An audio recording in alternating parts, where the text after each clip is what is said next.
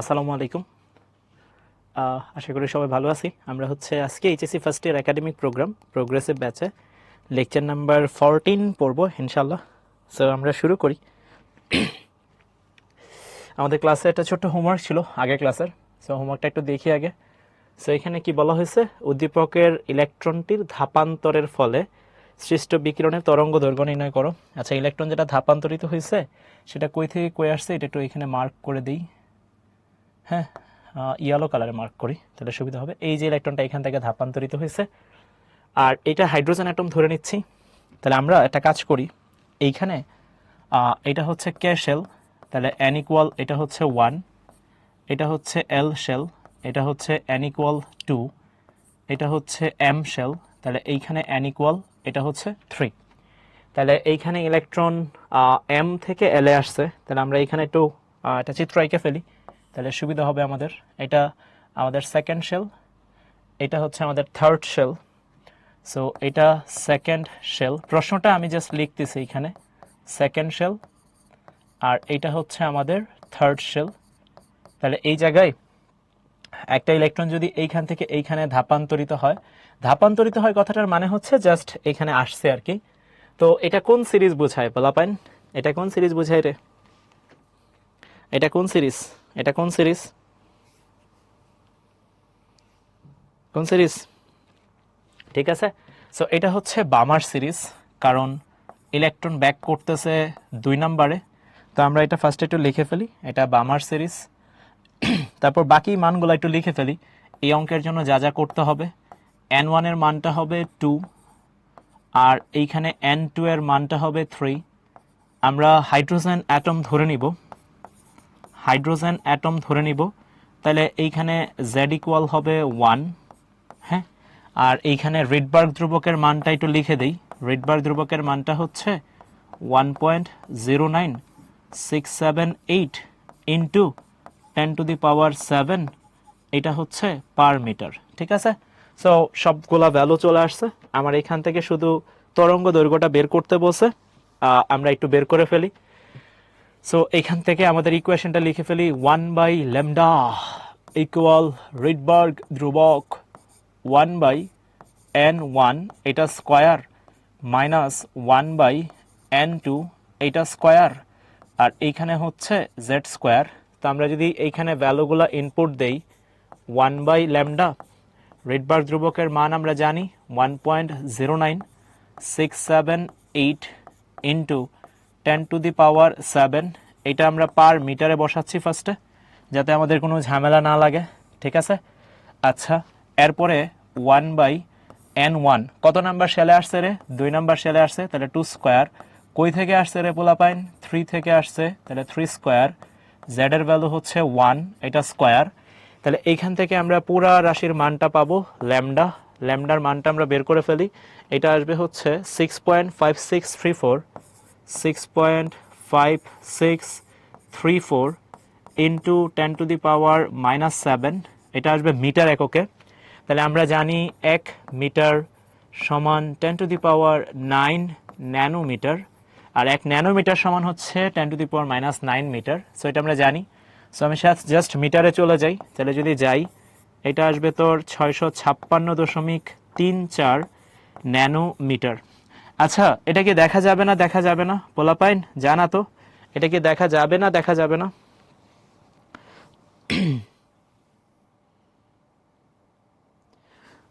এটা দেখা যাবে না? যাবে না কেন? এটা দেখা যাবে কি যাবে না? দেখা যাবে কি যাবে না? কি মনে হয়? হ্যাঁ, গা ছমছম কখন কি হয়? এটা ভিজিবল কোন কালারের? এটা এটা কিন্তু কালারটা ভিজিবল, এবং এটা কোন কালার হবে? যেহেতু আমরা তোদেরকে লিখে দিছিলাম, এটা কোন কালার হবে? লাল রং হবে, লাল। যাবে না কেন? কি বলে এই পোলাপাইন? এই কিরে দৃশ্যমান কোনটা ছিল 380 থেকে 780 ন্যানোমিটার হবে। N12 কেন ভাইয়া, এই যে লেখা আছে এগুলা কিন্তু আমরা আগের দিনই করছি ভাইয়া। এবং এটা লাল কালার হবে।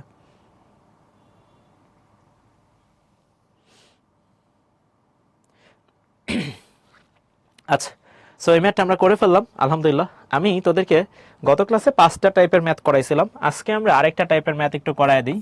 সো এটা হচ্ছে তোর টাইপ 6 এর ম্যাথ। হ্যাঁ, তোরা কিন্তু একটু ভালো করে সুন্দর করে নোটগুলা করিস। সো আমরা টাইপ 6টা করি।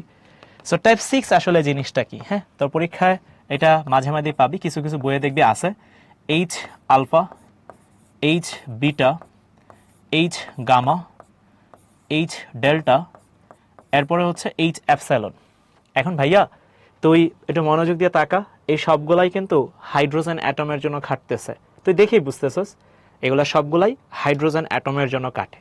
এখন আমরা হাইড্রোজেন পরমাণুর যে বর্ণালীগুলা করি, লাইম্যান, বামার, পেস্টেন, তারপর ব্র্যাকেট, ফোন, হামফ্রিস, এই যে এতগুলা বর্ণালী করলাম, এই সবগুলা বর্ণালীর মধ্যে একটাই দৃশ্যমান, সেটা হচ্ছে বামার সিরিজ। এটা তুই ভালো করেই জানোস। এবং এইখানে যতগুলা আমি লিখছি পয়েন্ট, এই সবগুলাই বামার সিরিজের জন্য খাটে। কি বললেন ভাইয়া? সবগুলাই বামার সিরিজের জন্য খাটে।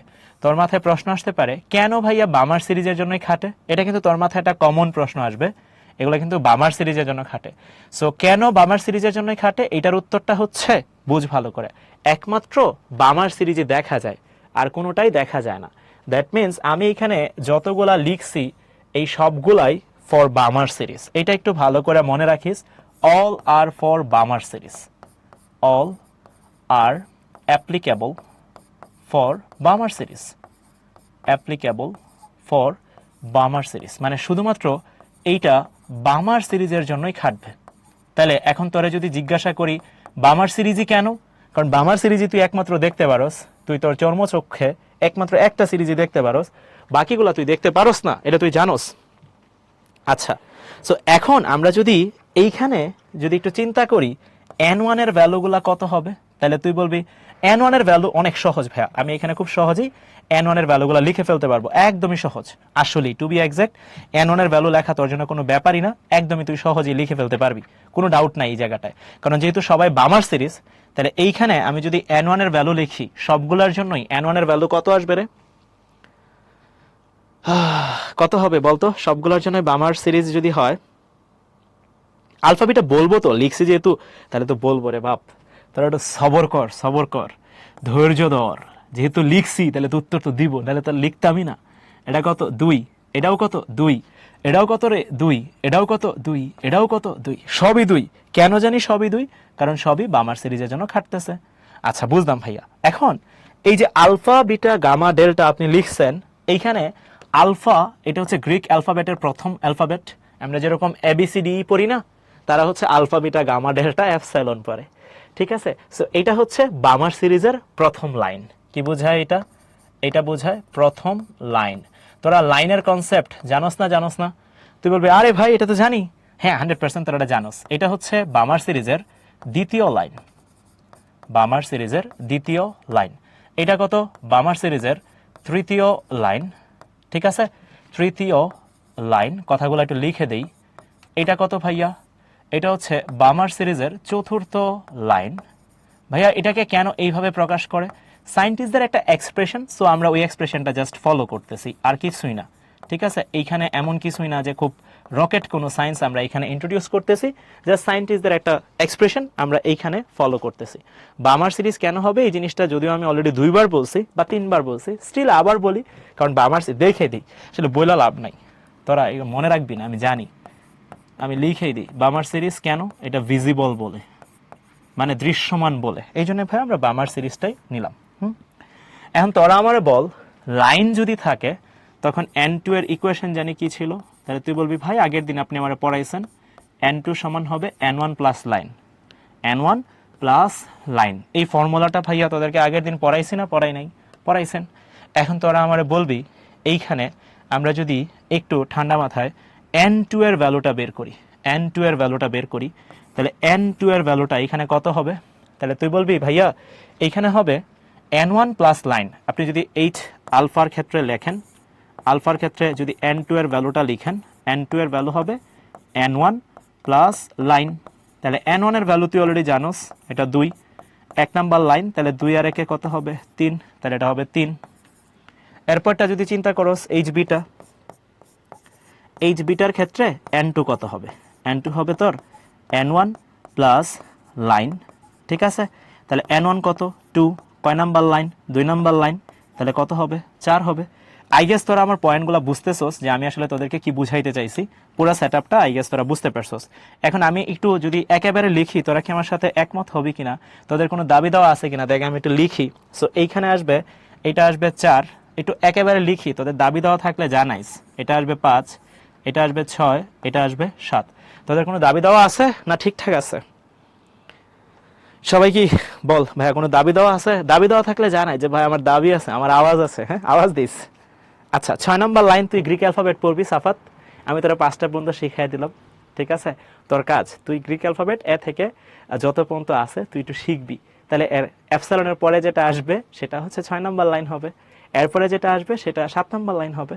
আমি 5টা, এখানে আমাদের বিটা পর্যন্ত বা গামা পর্যন্ত আসে সর্বোচ্চ, আমি তোরা আরো 2টা এক্সট্রা পড়াইছি, ঠিক আছে।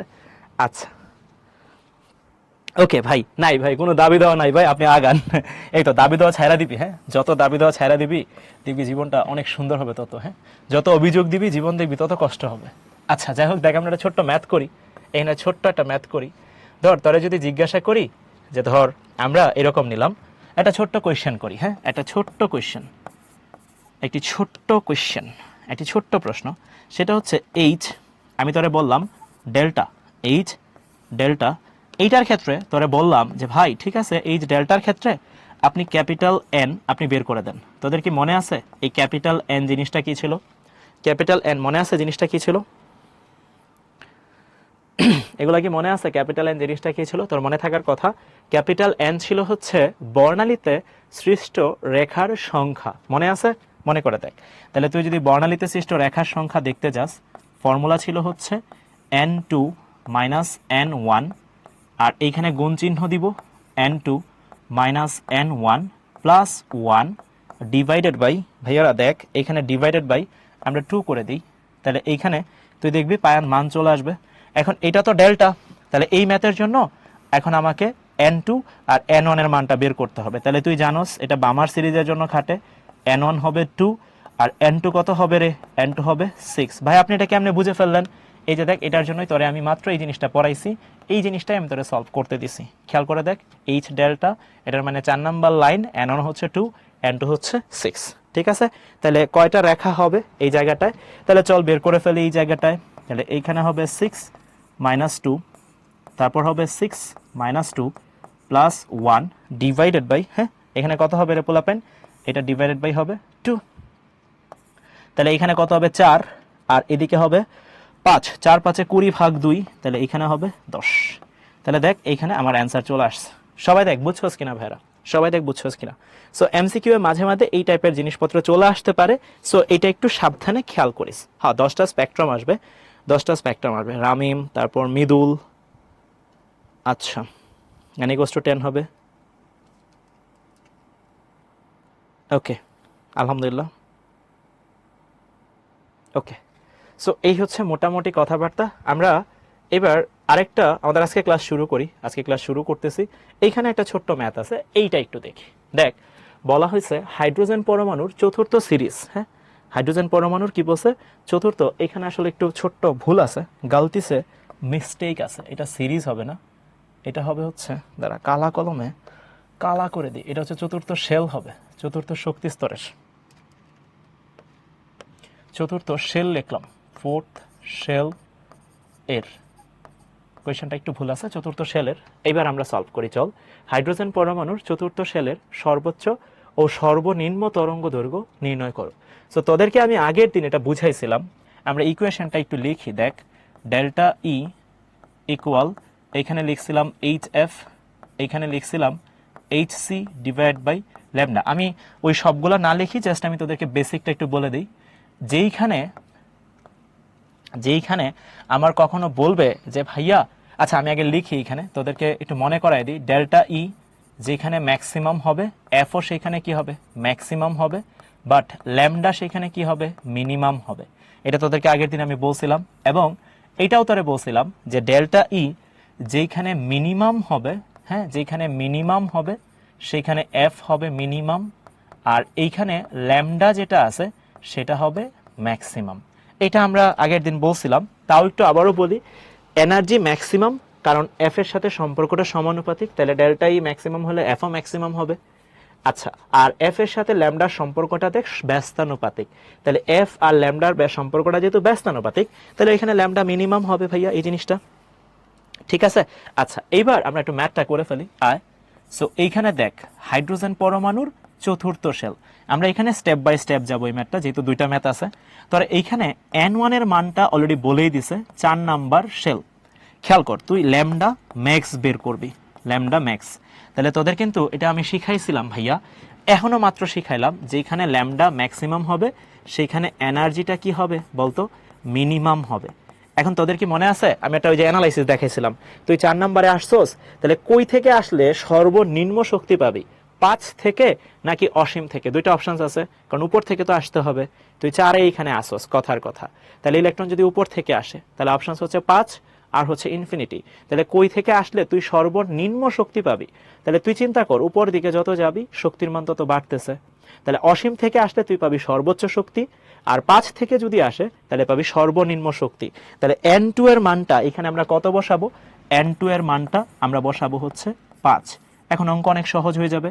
তাহলে 1 বাই এখানে যদি বসায় দিই ল্যামডা ম্যাক্স ইকুয়াল, আচ্ছা এখানে হাইড্রোজেন পরমাণু বলাই আছে, তাহলে এইখানে একটা কাজ করি না, হাইড্রোজেন পরমাণু যেহেতু বলাই আছে তাহলে জেড ইকুয়াল এখানে কত হবে, হাইড্রোজেন পরমাণু যেহেতু তাহলে জেড ইকুয়াল 1, কারণ হাইড্রোজেন পরমাণুর জন্য জেড এর মান তুই জানোস এটা কত 1, এবং ইকুয়েশনটাও তুই জানোস 1 by lambda equal Rydberg constant, এখানে বসায় দিই 1 বাই N1 এটা স্কোয়ার মাইনাস 1 বাই N2 এটা স্কোয়ার, আর এখানে কি ছিল, জেড স্কোয়ার ছিল। ঠিক আছে, সো দেখ আমরা ইকুয়েশনটা তোরে লিখে দিলাম যাতে তোর কোনো ভুল না হয়। ঠিক আছে, ওকে। সো এবার যদি এখানে বসায় দিই রিডবার্গ কনস্ট্যান্ট, এখানে বসাবো 1 বাই 4 স্কোয়ার, আর এইখানে বসাবো 1 বাই 5 স্কোয়ার, আর এইখানে বসাবো জেড এর জায়গায় 1 স্কোয়ার, কারণ জেড এর মান তো 1। সো রিডবার্গ কনস্ট্যান্টের ভ্যালুটাও আমরা জানি, এখানে লিখে ফেলি যাতে সহজ হয়, বারবার লেখার তো দরকার নেই, এখন আমরা যথেষ্ট স্মার্ট। সো রিডবার্গ কনস্ট্যান্টের ভ্যালুটা লিখে ফেলি 1.09678 ইন্টু 10 টু দি পাওয়ার 7, এটা কত আসবে, পার মিটার আসবে। সো এখানে তুই চাইলে বসায় দিলেই ভাইয়া মানটা চলে আসবে ভাইয়া। সো এখানে ল্যামডা ম্যাক্স কত আসবে, ল্যামডা ম্যাক্স এটা আসবে 4.0515। সো এইখানে ল্যামডা ম্যাক্স এটা কত আসবে 4.05, তারপর কত আসবে 15 ইন্টু 10 টু দি পাওয়ার -6, এটা আসবে মিটার। ঠিক আছে, 4.0515 into 10 to the power -6 metre. আচ্ছা, এখন চাইলে তুই এটাকে ন্যানোমিটারেও কনভার্ট করতে পারোস, if you want then you can, কোনো ইস্যু নাই। এখানে আমি ন্যানোমিটারে তখনই কনভার্ট করব যখন আসলে আমার কালারটা কি এটা দেখা লাগতেছে, কারণ আমি তো ল্যামডার মানটা মাথায় রাখছি দৃশ্যমান অঞ্চলের ন্যানোমিটার এককে, যার জন্য আমার যাতে ঝামেলা না হয়। সো আমি এখানে ন্যানোমিটারে কনভার্ট করলেও সমস্যা নাই, না করলেও হবে, কোনো প্যারা নাই, অঙ্ক শেষ এটা। সো এবারে আমরা যদি ল্যামডা মিনিমাম বের করি, তাহলে ল্যামডা মিনিমাম যদি তুই বের করস তাহলে তোর এনার্জিটা কত আসবে, এনার্জিটা আসবে ম্যাক্সিমাম। তাহলে তুই একটু চিন্তা কর, N1 এর মান কত, প্রশ্নে দেওয়া আছে 4। তোরা এখন বলতো ফেরা কই থেকে আসলে ইলেকট্রনটা ইনফিনিটি পাবি, মানে সরি এনার্জিটা সর্বোচ্চ হবে। তাহলে তুই বলবি ভাই যদি 5 থেকে আসে তাহলে সবচেয়ে কম শক্তি পাবো, 6 থেকে আসলে শক্তি আরেকটু বাড়বে, 7 থেকে আসলে আরেকটু বাড়বে, তাহলে N2 এর মানটা কত আসবে, হ্যাঁ কত আসবে, এটা হচ্ছে ইনফিনিটি হবে। তো এইখানে আমরা যদি মানটা বসায় দিই, সো দেখ আমরা এটা একটু করি। সো এইখানে 1 বাই ল্যামডা এইখানে বসায় দিই মিনিমাম, এইখানে কত হবে রিডবার্গ ধ্রুবক, এইখানে হবে তোর 1 বাই 4 স্কোয়ার, জেড এর মান 1 ওটা আর বসাবো না, এবার 1 বাই ইনফিনিটি এটা স্কোয়ার, আর জেড এর মান 1 এটা স্কোয়ার বসায় দিই। কি আছে জীবনে, জীবনটা তেজপাতা। এটার ভ্যালু জানি কত হবে রে ভাইয়া, এটার ভ্যালু হবে 0। তাহলে এইখান থেকে ল্যামডা মিনিমামের ভ্যালু কত আসবে, একেবারে যদি বসায় দেস তাহলে ভ্যালু আসবে 4 বাই আর এইচ, এটা আসবে মিটার এককে। সো আমরা যদি এখানে ইনপুট দিই মানটা খুব সহজেই চলে আসবে। এটার মান আসবে হচ্ছে 4 স্কোয়ার অ্যাকচুয়ালি 4 না sorry 4 square by R H. So এখানে ভ্যালু আসবে 1.4585 1.4585 1.4585 ইন্টু 10 to the power -6 এটা আসবে মিটার এককে। 1.4585 into 10 to the power -6 metre একক আসবে। আচ্ছা আচ্ছা ওকে ওকে, সো আমাদের এটা শেষ। আমরা চল এইটার মতোই আমরা আরেকটা ম্যাথ করে ফেলি। চল আমরা আরেকটা ম্যাথ করে ফেলি। সো এই ম্যাথটা আমরা একটা কাজ করি, এটা একটু কপি করি আগে।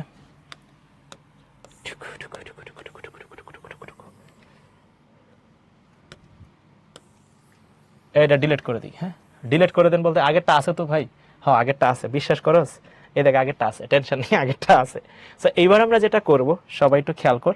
আমি ম্যাথটা করব না, ম্যাথটা জাস্ট আমি তোদের সাথে এখানে শুধু খালি ডেটাগুলো বসায় দিব, যাতে তোরা খুব সহজে বুঝতে পারস। এখানে আমি এবার 4 নাম্বার শেল না দিয়ে আমি তোরে বললাম সেকেন্ড শেল, এটা বললাম সর্বোচ্চ ও সর্বনিম্ন তরঙ্গ দৈর্ঘ্য কত। সো আমরা এই ম্যাথটা যদি করতে চাই, সো এইখানে দেখ ল্যামডা ম্যাক্স যদি বের করস, তাহলে এইখানে এনার্জি কি আসবে ভাইয়ারা? এনার্জি আসবে মিনিমাম। আমি শুধু মানগুলা লিখে দিব। হ্যাঁ, মানগুলা শুধু খালি লিখে দিব, কেমনে করতে হবে তুই এমনি পারবি এখন এটা, কারণ এটা এই টাইপের ম্যাথ আমরা গত ক্লাসেও করছি, দুইটা ম্যাথ করছি, আরেকটা ম্যাথ করাই দিচ্ছি। তাহলে এইখানে বামার সিরিজ হবে, তাহলে n1 হবে 2, কারণ বলেই দিচ্ছে সেকেন্ড শেল। এইবার একটু চিন্তা কর n2 এর মান তোরা কত বসাবি বলতো ভাইরা? n2 এর মান কত হবে? কত হবে বলতো? তোর এনার্জিটা মিনিমাম হবে, ইলেকট্রন 2 নাম্বার শেলে ব্যাক করবে, তাহলে কত থেকে আসলে সর্বনিম্ন শক্তি পাবি? ঠিক আছে, সো এইখানে শক্তি পাবি হচ্ছে 3 নাম্বার থেকে আসলে। ঠিক আছে, সো এইখানে আমরা যদি চিন্তা করি, এখন বাকিটা ল্যামডা মিনিমামের ক্ষেত্রে যদি চিন্তা করস, তাহলে এইখানে এনার্জিটা কি হবে? ম্যাক্সিমাম হবে। তাহলে এইখানে আমরা যদি বসাই n1 এর মানটা যদি 2 বসাই, তাহলে n2 এর মানটা কত বসাইতে হবে? ইনফিনিটি হবে। একজন বলতেছে, ভালো একটা কথা জিজ্ঞেস করতেছে, ভাই আমি ইনফিনিটি এটা কেমনে কি করলেন? দেখ ভাইরা, 1/ইনফিনিটি স্কোয়ার, এটার মানে অ্যাকচুয়ালি 1/ইনফিনিটি হবে অ্যাকচুয়ালি। এখন তোরা কিন্তু জানোস 1/0 এটার মানে হচ্ছে ইনফিনিটি, তাহলে 1/ইনফিনিটি এটার মানে কি? 1/ইনফিনিটি মানে 0 হবে। দ্যাটস ওয়াই আমরা এই জায়গাটায় কত লিখছিলাম? 0 লিখছিলাম। আই গেস তোরা বুঝছস ভাইরা। ওকে, সো এই হচ্ছে কথাবার্তা, আমরা মোটামুটি হয়ে গেছে। আমরা আজকে যেটা পড়বো সেটা হচ্ছে খুবই ইম্পর্টেন্ট একটা জিনিস, সেটা হচ্ছে জাল টাকা শনাক্তকরণ। ঠিক আছে, আচ্ছা আচ্ছা ওকে, সো এটা হচ্ছে আমরা শুরু করব। সো এই জায়গাটায় আজকে বেশ মজার মজার কিছু জিনিসপত্র আছে, আমি তোদেরকে একটা ভিডিও দেখাবো সিমুলেশনের, বাট এখানে একটু মনোযোগ দিয়ে শুনতে হবে কথাগুলা, ভিতরের মেকানিজমগুলা। এই জাল টাকা শনাক্তকরণ বুয়েট অ্যাডমিশন টেস্টে অলরেডি কয়েক বছর আগে আসছে, 2 বছর বা 3 বছর আগে একবার আসছে, বোর্ড পরীক্ষায় অহরহ একটা প্রশ্ন পাবি। সো কথাবার্তাগুলো আমি মেকানিজমটা তোদের সাথে শেয়ার করতেছি, কিভাবে মেশিনটা কাজ করে। সো এই পুরো সেটআপটাই আমি তোমাদের সাথে শেয়ার করব। ঠিক আছে, বিড়ালটা সেই, বিড়ালটা সেই, আসলেই বিড়ালটা সেই। ঠিক আছে, বিড়ালটা হচ্ছে সেই।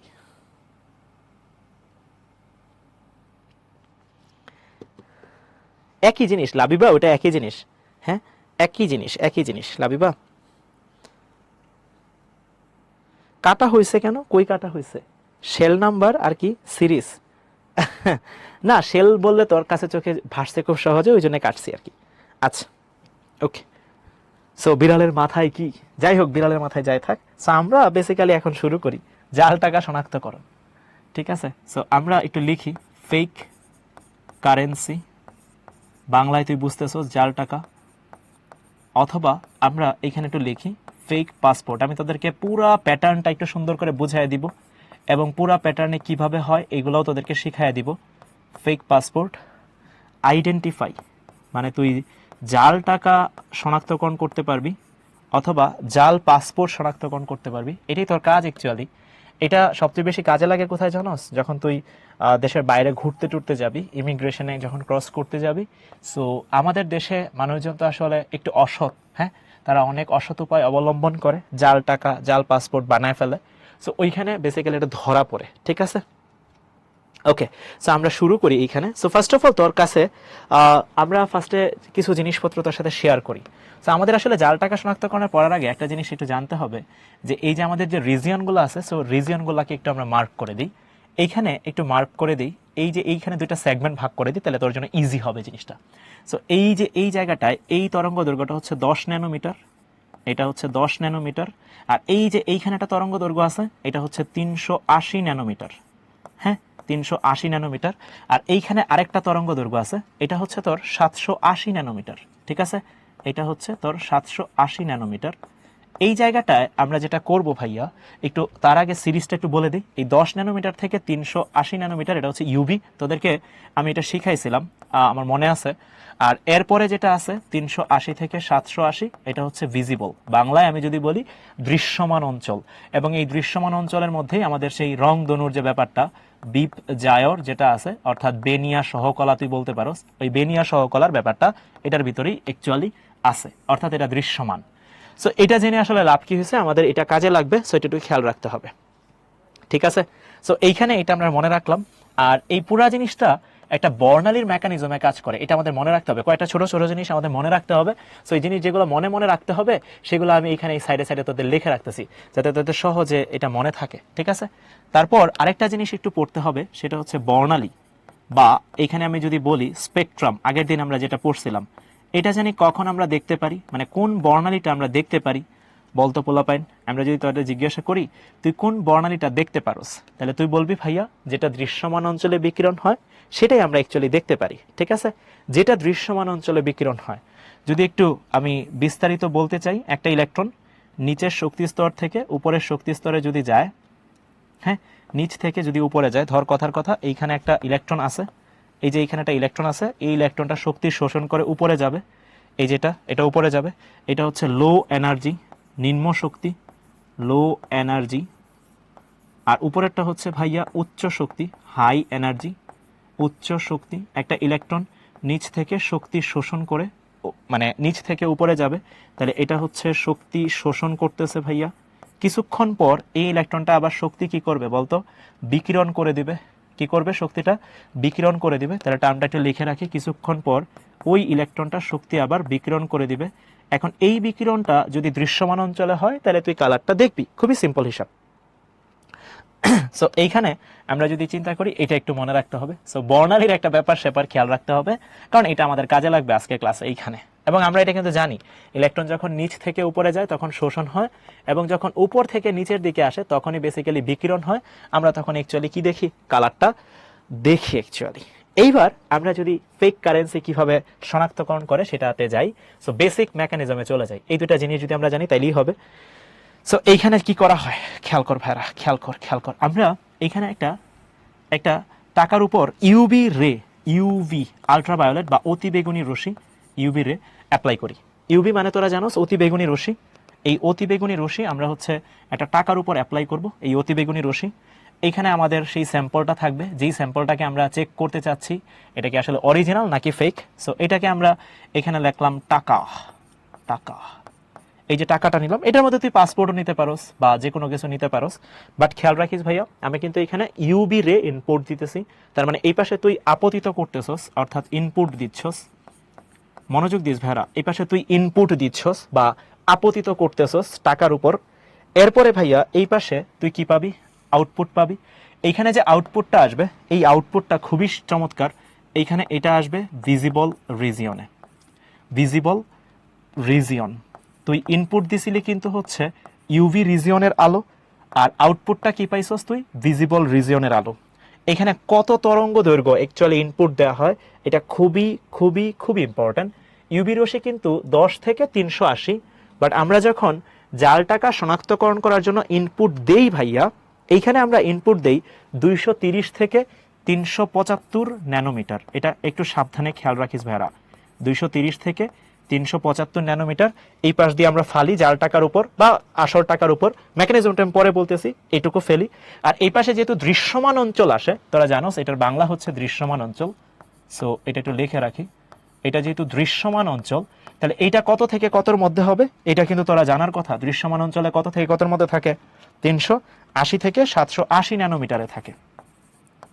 380 থেকে 780 ন্যানোমিটারের মধ্যে থাকবে। এবং এটা কিন্তু হচ্ছে তোর আউটপুট সেগমেন্ট। এটা কিন্তু তোর কি সেগমেন্ট, আউটপুট সেগমেন্ট। মানে তুই এটা অ্যাকচুয়ালি দেখবি, হ্যাঁ, এটা তুই অ্যাকচুয়ালি দেখবি, এটা তুই এটা এখানে অবজার্ভ করবি। ঠিক আছে, এবং এখানে কত, 380 থেকে 780 ন্যানোমিটারের আলো তুই এখানে আউটপুট দেখবি। ঠিক আছে? এখন তোদেরকে আমি পুরো জিনিসটা যদি একটু চিন্তা ভাবনা করতে বলি, খেয়াল কর ভাইরা, খেয়াল কর, ভালো করে খেয়াল কর। আমরা এখানে ইউবি রশি ফালাইলাম, আমার কাছে এখানে আমি একটা টাকা রাখছি, নতুন একটা টাকা আমার কাছে আছে, ধর এটার উপর আমি ইউবি রে এখানে ফালাইলাম। ইউবি রে ফালানোর পর এখানে একটা আমি ছবি দেখতে পারবো, বা একটা রেডিয়েশন দেখতে পারবো, বা একটা কালার দেখতে পারবো। এখন এক একটা ব্যাংক এটার ভিতরে এক একটা কালার বা এক একটা সুতা দিয়ে রাখে। আমি পুরোটার মেকানিজম লিখবো একটু পরেই। সো যেরকম আমি যদি এইভাবে দেখি, এই যে এইখানে একটা সুতা দেখা যাচ্ছে, একইভাবে তুই যদি এইখানে দেখোস, এখানে বাংলাদেশ ব্যাংকের লোগো দেখা যাচ্ছে, কিছু সিম্বলিক টার্ম দেখা যাচ্ছে, যেটা অ্যাকচুয়ালি তুই এটার ভিতরে দেখা যাচ্ছে, ঠিক আছে? যেটা অ্যাকচুয়ালি আসল না নকল এটা বোঝায় আর কি, ঠিক আছে?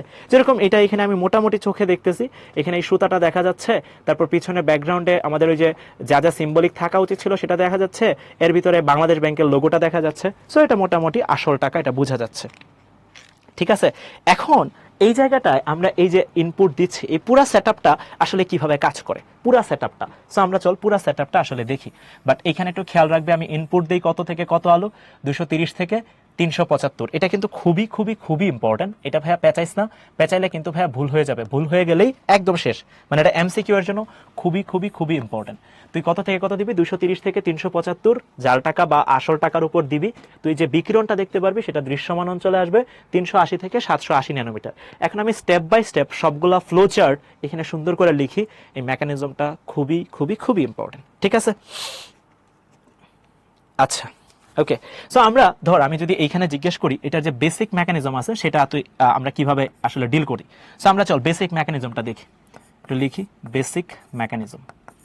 একদম বেসিক কথাবার্তাগুলা কি কি, মানে ল্যাবের ভিতরে বা যখন তুই এয়ারপোর্টে যাবি তারা যখন টেস্ট করে, বা ব্যাংকে যখন যাবি তারা আসলে কেমনে টেস্ট করে, এই সেটআপটা আমরা এখানে একটু দেখব। তো আমরা ধর এখানে একটা টাকা নিলাম, টাকা ইংলিশ তোরা জানোস কারেন্সি। তো আমি এইখানে একটা কারেন্সি লিখলাম, কারেন্সি বাংলা হচ্ছে মুদ্রা, মানে টাকা সহজ ভাষায়। তো এইখানে তুই একটা টাকা নিলি, এখন এই টাকার মধ্যে তুই কোন রে ফালাবি, কোন রে ফালাবি ফার্স্টেই মনে আছে না? টাকার মধ্যে তুই কোন রে ফালাবি, ইউভি রে ফালাবি। তার আগে এই টাকার ভিতরে যে ব্যাংক বানাইছে, যে ব্যাংক বানাইছে ওই টাকার ভিতরে একটা নিরাপত্তা সুতা দেয়। কি দেয় ভাইরা? নিরাপত্তা সুতা। যে কোনো ব্যাংক যখনই বানায় ওইটার ভিতরে একটা নিরাপত্তা সুতা থাকে। এই যে তোদেরকে একটু আগে বলতেছিলাম, তোরা কি খেয়াল করছিলে কিনা জানি না, এই যে 100 টাকার নোটের ভিতরে তুই যদি এভাবে দেখোস, এটার ভিতরে কিন্তু কিছু সুতা আছে যেটা খুবই ইম্পর্টেন্ট। এখানে দেখা যাচ্ছে এই যে লম্বা লম্বি করে এটা দেখা যাচ্ছে। সেম ভাবে এখানে বাংলাদেশ ব্যাংকের সিম্বলটা দেখা যাচ্ছে, এখানে সিম্বলিক কিছু একটা ব্যাপার স্যাপার আছে, নাম্বারের ব্যাপারটাও ভিতর থেকে খুব সুন্দর করে দেখা যাচ্ছে। এই যে এটার ভিতরে কি থাকে, নিরাপত্তা সুতা থাকে। এবার একটু মনোযোগ দিস ভাইরা, এই নিরাপত্তা সুতার ভিতরে থাকে হচ্ছে কিছু কালি। নিরাপত্তা সুতার ভিতরে আবার কি থাকে, কিছু কালি থাকে। কালি ইংলিশ তোরা জানোস, কালি ইংলিশ হচ্ছে ইঙ্ক, কালি ইংলিশ হচ্ছে ইঙ্ক। সো কিছু কালি থাকে। সো এই কালিগুলা কি কিসের তৈরি? এই কালিগুলা ভাইয়া এটা খুবই ইম্পর্টেন্ট কেমিক্যালসের তৈরি, এটা ভালো করে খেয়াল রাখিস। এই কালিগুলা খুবই ইম্পর্টেন্ট কেমিক্যালসের তৈরি। এই কালিগুলার নাম হচ্ছে, যেই কেমিক্যালসের মাধ্যমে তৈরি সেই কেমিক্যালসের নাম হচ্ছে ফসফোর। ফসফোর, একটু ইংলিশটাও লিখে রাখি কারণ এটা ইম্পর্টেন্ট। ফসফোর, এই কালিগুলার কেমিক্যালসের নাম হচ্ছে ফসফোর। সো এইখানে এই কেমিক্যালসগুলো খুবই ইম্পর্টেন্ট। এটা কিন্তু হচ্ছে ভাই খুব সাবধানে, যেই দেশের ব্যাংকই হোক না কেন সেই দেশের মানুষ, ব্যাংকের মানুষজন এটা খুব সুন্দরভাবে ওই টাকার ভিতরে ইমপ্লিমেন্ট করে। এটা এত সহজেই যে কোনো দেশের চোর বা হ্যাকার যারা আছে তারা কিন্তু এটা পারে না। সো এই ইংটা এখানে দেয়। এখন এটা কিন্তু রাসায়নিক পদার্থ। এখন এটার ভিতরে এই যে আমরা যে পুরো সেটআপটা দেখলাম, এর ভিতরে এখন আমরা বেসিক্যালি কি করব, ইউভি রেটা ইনপুট দিব। কি দিব ভাইয়া? ইউভি রেটা ইনপুট দিব, এর ভিতরে ইউভি রেটা ইনপুট দিব। ওকে, সো এর ভিতরে আমরা এখন কি দিব, ইউভি রে ইনপুট দিব। সো এর ভিতরে আমরা ইউভি রে ইনপুট দিব, ভালো করে খেয়াল করিস, ইউভি রে ইনপুট দিব। এখন এই যে ইউভি রে এর ভিতরে তুই ইনপুট দিছস, এখন একটা মজার কাহিনী হবে, মনোযোগ দিয়ে শুনিস। যখনই তুই ইউভি রে ইনপুট দিছস তখন এই যে ফসফোরের ভিতরে যে ইলেকট্রন আছে এই ইলেকট্রনটা উত্তেজিত হয়। হ্যাঁ, উত্তেজিত হয় বলতে শক্তি পায়, তাহলে শক্তি শোষণ করে সে নিচ থেকে উপরে যায়। এখন এখানে খুবই ইম্পর্টেন্ট ব্যাপার আছে, তুই যখন ইউভি রে দিবি, ওই যেটা বলতেছিলাম, যখন তুই ইউভি রে দিবি ইলেকট্রন উত্তেজিত হয়ে নিচ থেকে উপরে গেছে, যখন ইউভি সরায় ফেলবি ইলেকট্রন আবার উপর থেকে নিচে চলে আসবে, অর্থাৎ এটা তাৎক্ষণিক হবে। এটার নাম কি তোদেরকে আমি শিখাইছিলাম, এটার নাম কি আমি তোদেরকে বুঝাইছিলাম, মানে যতক্ষণ শক্তি দিব ততক্ষণই বিকিরণ থাকবে, শক্তি শেষ বিকিরণ শেষ। এটার নাম কি তোদেরকে মনে আছে? বলছিলাম তোদেরকে আমি এই জিনিসটা শিখাইছিলাম, একটা ছিল ফ্লোরোসেন্স, একটা ছিল ফসফোরোসেন্স, একটা ছিল লুমিনেসেন্স। মনে করে দেখ, এই জিনিসটা আমি তোদেরকে শিখাইছিলাম, এই জিনিসটা আমি শিখাইছিলাম। মানে কি, যখন তুই লাইটটা দিবি, যতক্ষণ লাইট দিবি ইলেকট্রন ওঠানামা করবে, লাইট শেষ ওঠানামাও শেষ, তুই আর দেখবি না। সো লাইট দিব ওঠানামা করবে, লাইট শেষ ওঠানামা শেষ। এটার নামটা জানি কি ছিল, এটার নাম কি ছিল রে, এটার নাম কি ছিল, এই জিনিসটার নাম কি ছিল? প্রতিপ্রভা, ফ্লোরোসেন্স। হ্যাঁ, ফ্লোরোসেন্স, ফ্লোরোসেন্স, এটার নাম কি ছিল? ফ্লোরেসেন্স, নাম কি ছিল? এটা কিন্তু খুবই ইম্পর্টেন্ট ভাইয়া, ভুল করা যাবে না। নাম কি ছিল? ফ্লোরেসেন্স। চমৎকার। সো চল আগায় ফেলি। এটার নাম কি ছিল? ফসফোর হচ্ছে একটা কেমিক্যাল, আমি একটু পরে দেখাই দিব ফসফোর জিনিসটা কি, এটা একটু পরে দেখাই দিচ্ছি ভাইয়া। এই পুরো জিনিসটা আমি তোদেরকে শিখাই দিব, এটা খুবই ইম্পর্টেন্ট। এখানে কি আসবে? ফসফোর দেওয়ার সাথে সাথে এখানে ফ্লোরোসেন্স আসবে, ফ্লোরোসেন্স আসবে। ঠিক আছে। সো এই যে এইখানে তুই যখন লাইটটা দিবি, এই লাইটটা দেওয়ার সাথে সাথেই এখানে বেসিক্যালি কি হবে, লাইটটা আবার এখানে দেখ ইউভি লাইট, ইউভি রশ্মি দেওয়ার সাথে সাথে আমি পুরো মেকানিজমটা লিখি, ইলেকট্রন শক্তি শোষণ, পুরা প্যাটার্নটা লিখি, ইলেকট্রন শক্তি শোষণ প্লাস এটা জাম্প করবে, লাফ দিয়ে কোথায় যাবে? Jump to higher energy shell বা হায়ার এনার্জি শেল।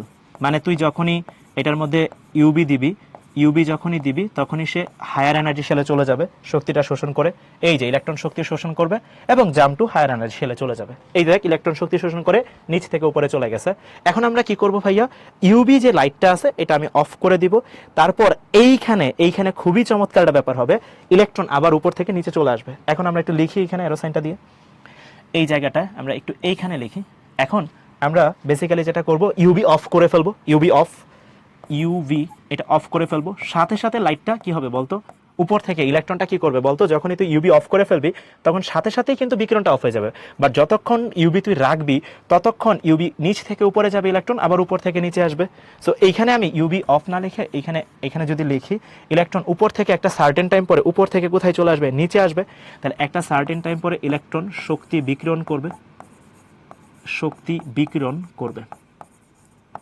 এই পোলাপাইন এখানে যে ইলেকট্রন শক্তি বিকিরণ করবে, এটা কোন অঞ্চলে শক্তি বিকিরণ করবে মনে আছে? তারা একটু জানো তো ভাইরা, এটা ইলেকট্রনটা শক্তি বিকিরণ করবে কোন অঞ্চলে? ইলেকট্রন যে শক্তি বিকিরণ করবে এটা কোন অঞ্চলে শক্তি বিকিরণ করবে সবাই জানা? ইলেকট্রন কোন অঞ্চলে শক্তি বিকিরণ করবে? ইলেকট্রন কোন অঞ্চলে শক্তি বিকিরণ করবে? কোন অঞ্চলে শক্তি বিকিরণ করবে? এই যে ইলেকট্রন শক্তি বিকিরণ করছে, উপর থেকে নিচের দিকে চলে আসবে এবং এটা কোন অঞ্চলে শক্তি বিকিরণ করবে? দৃশ্যমান অঞ্চলে শক্তি বিকিরণ করবে, দৃশ্যমান অঞ্চল শক্তি বিকিরণ করবে। ভিজিবল রিজিয়নে, ভিজিবল রিজিয়নে, ভিজিবল রিজিয়নে শক্তি বিকিরণ করবে। এবং এই ভিজিবল রিজিয়নে যে শক্তি বিকিরণটা করবে, এইখান থেকে তুই বুঝতে পারবি যে এইখানে আসলে টাকাটা কি জাল টাকা নাকি আসল টাকা। ঠিক আছে। এই যে এইখানে যে দৃশ্যমান অঞ্চলের শক্তিটা বিকিরণ করবে, তখনই তুই কি পাবি ভাইয়ারা বলতো? এখানে তুই একটা স্পেকট্রাম বা বর্ণালী বা কালার দেখতে পারবি, এইখানেই তুই কিন্তু স্পেকট্রামটা পাবি। এই যে, কারণ শক্তি বিকিরণ করলেই তো আমরা স্পেকট্রাম পাই, যেটা গত ক্লাস থেকে পড়তেছিলাম, শক্তি বিকিরণ করলেই আমরা কি পাই? স্পেকট্রামটা পাই। তবে এখানে একটু খেয়াল রাখা, ইলেকট্রন শক্তি বিকিরণ করবে কিন্তু ইনস্ট্যান্ট শক্তি বিকিরণ করবে। তাহলে এই লাইনটা একটু লিখে রাখি, ইলেকট্রন শক্তি বিকিরণ করবে কি ভাইয়া? ইনস্ট্যান্ট মানে তাৎক্ষণিক। এবং এটাকেই আমরা বলি হচ্ছে ফ্লোরোসেন্স, SCENCE, যেটাকে আমরা বাংলায় বলি প্রতিপ্রভা। এই জিনিসটা আমি তোদেরকে পড়াইছিলাম, দেখ সবাই বুঝছস কিনা ভাইরা? আসল টাকা যদি না হয় ভাইয়া, তাহলে সেই ক্ষেত্রে তুই স্পেকট্রামটা দেখবি না। মানে এক একটা দেশের, মানে আমি যদি এভাবে বলি, ধর 100 টাকার নোট যেই বিকিরণ দেওয়ার কথা আসল টাকা হইলে, এটা একটা স্ট্যান্ডার্ড চার্ট আছে বা স্ট্যান্ডার্ড একটা প্যাটার্ন আছে। এখন আমার কাছে এই টাকাটা যদি জাল টাকা হয়, তাহলে এটা যদি ইউবিরে ফেলি, এটা আমাদের যে কালারটা দেখানোর কথা ছিল সেই কালারটা দেখাবে না। ঠিক আছে, তখন আমরা বুঝবো এটা আসলে জাল টাকা। ঠিক আছে, ওকে।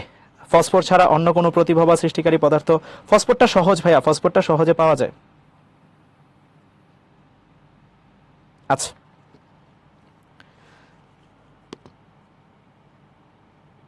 দৃশ্যমান অঞ্চলে ইউবি অফ। ইউবি অফ বলতে তো তখন আর দেখবি না তো। সো ইউবি অন থাকা অবস্থায় এই শোষণ বিকিরণটা চলতে থাকবে। সো আমি পুরো জিনিসটাকে একটু আবার বলি, আমি জাল টাকা নিব বা আসল টাকা নিব, এটার ভিতরে যেই দেশের টাকা, সেই দেশের কেন্দ্রীয় ব্যাংক থেকে একটা নির্দিষ্ট নিরাপত্তা সুতা থাকবে। ওই সুতার মধ্যে একটা কালি থাকে, কালিটা বেসিক্যালি ফসফরের তৈরি। এই ফসফর একটা কেমিক্যালস, যেটা ফ্লোরোসেন্স দেয় অর্থাৎ প্রতিপ্রভা দেয়, ইউভি লাইট শক্তি শোষণ করে সে উপরে উঠতে পারবে বা নামতে পারবে, এটা ইনস্ট্যান্ট সে করতে পারে। তারপর ইউভি রে তুই ইনপুট দিছ, শক্তি শোষণ উপরে শক্তি স্তরে চলে গেছে, এরপর শক্তি শোষণ করে সে তো এখানে থাকবে না, সে কিছুক্ষণ পর আবার চলে আসবে এবং এটা ইনস্ট্যান্ট হবে, ইলেকট্রন শক্তি বিকিরণ করবে ইনস্ট্যান্ট এবং এই শক্তিটা বিকিরণ করবে দৃশ্যমান অঞ্চলে, তুই তখন এটা কালার দেখতে পাবি। এই যে কালারটা দেখতে পারতেছস, সাথে সাথে শক্তি বিকিরণ হচ্ছে, এটাকে আমরা বলতেছি ফ্লোরোসেন্স। ঠিক আছে, ওকে। আচ্ছা, একই জিনিস মারুফ ওইটা আলাদা জিনিস ভাইয়া, ওইটা মারুফ, ওইটা ব্যাংকের মধ্যে যেটা করা হয় তারা ওটা সেভ করে রাখে, তারপর ওটা মিলায় দেখে।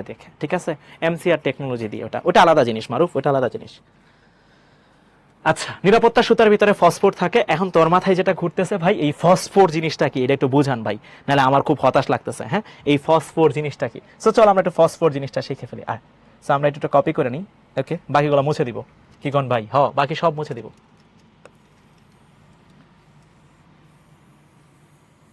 এগুলো মুছে দিই। ওকে, সো চল আগে বাকিগুলো আছে তো ভাই?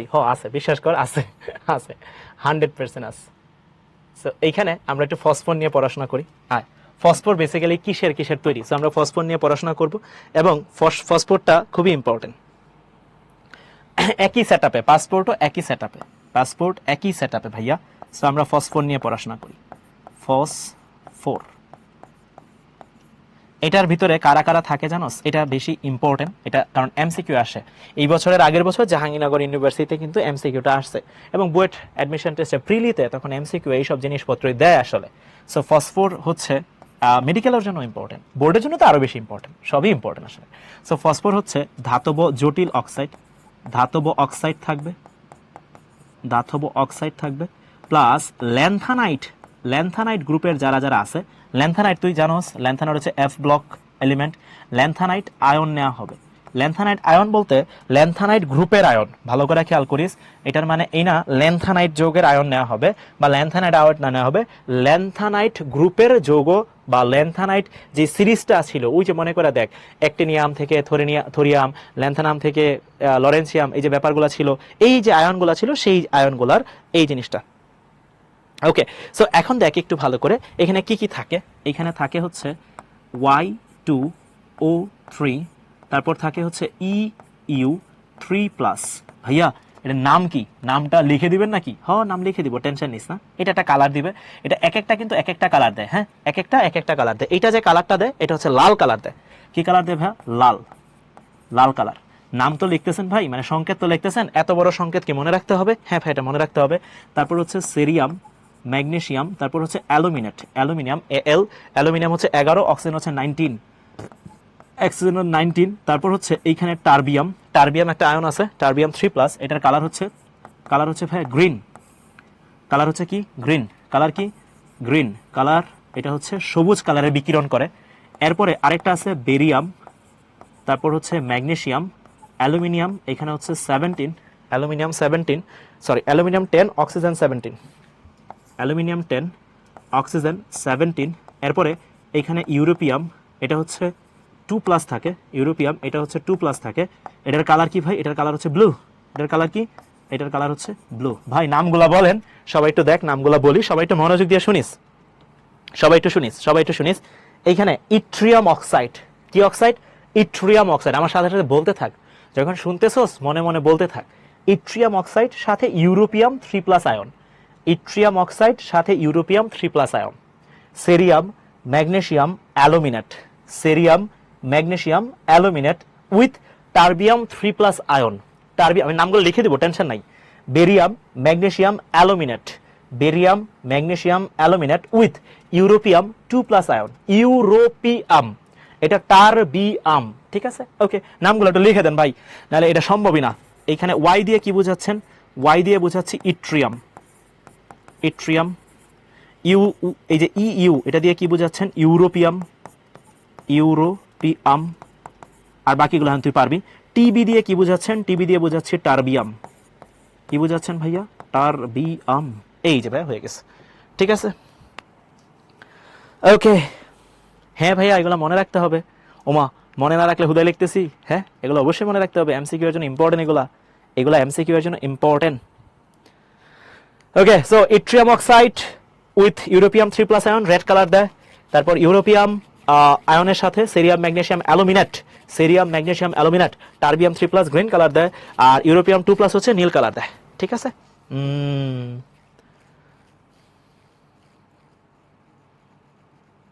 আচ্ছা, নামগুলো আমি লিখে দিছি ভাইয়া, নামগুলো একটু ভালো করে খেয়াল রাখতে হবে।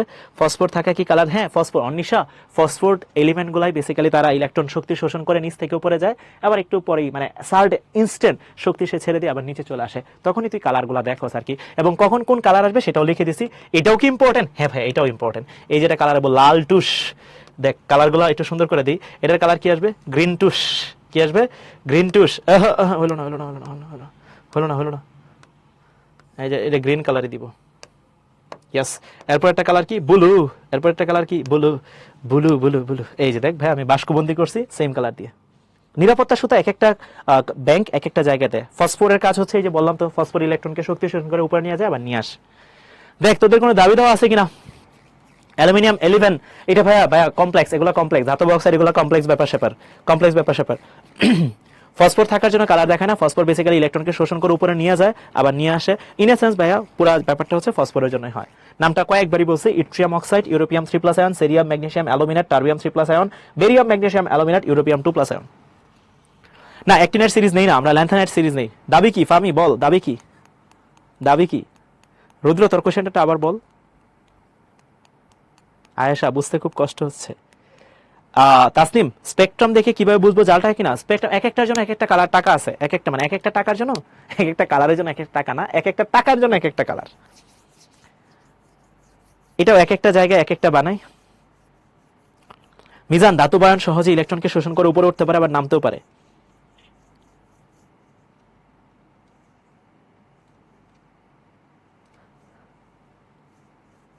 আচ্ছা, কালার ওই যে লিখে দিছি ভাই।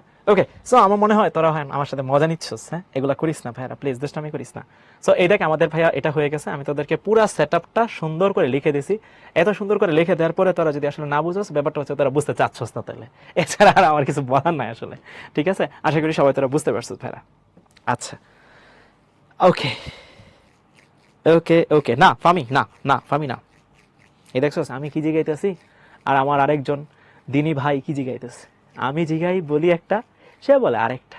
দিন দুনিয়ার মানে কি যে বলবো তোদেরকে নিয়ে। আচ্ছা,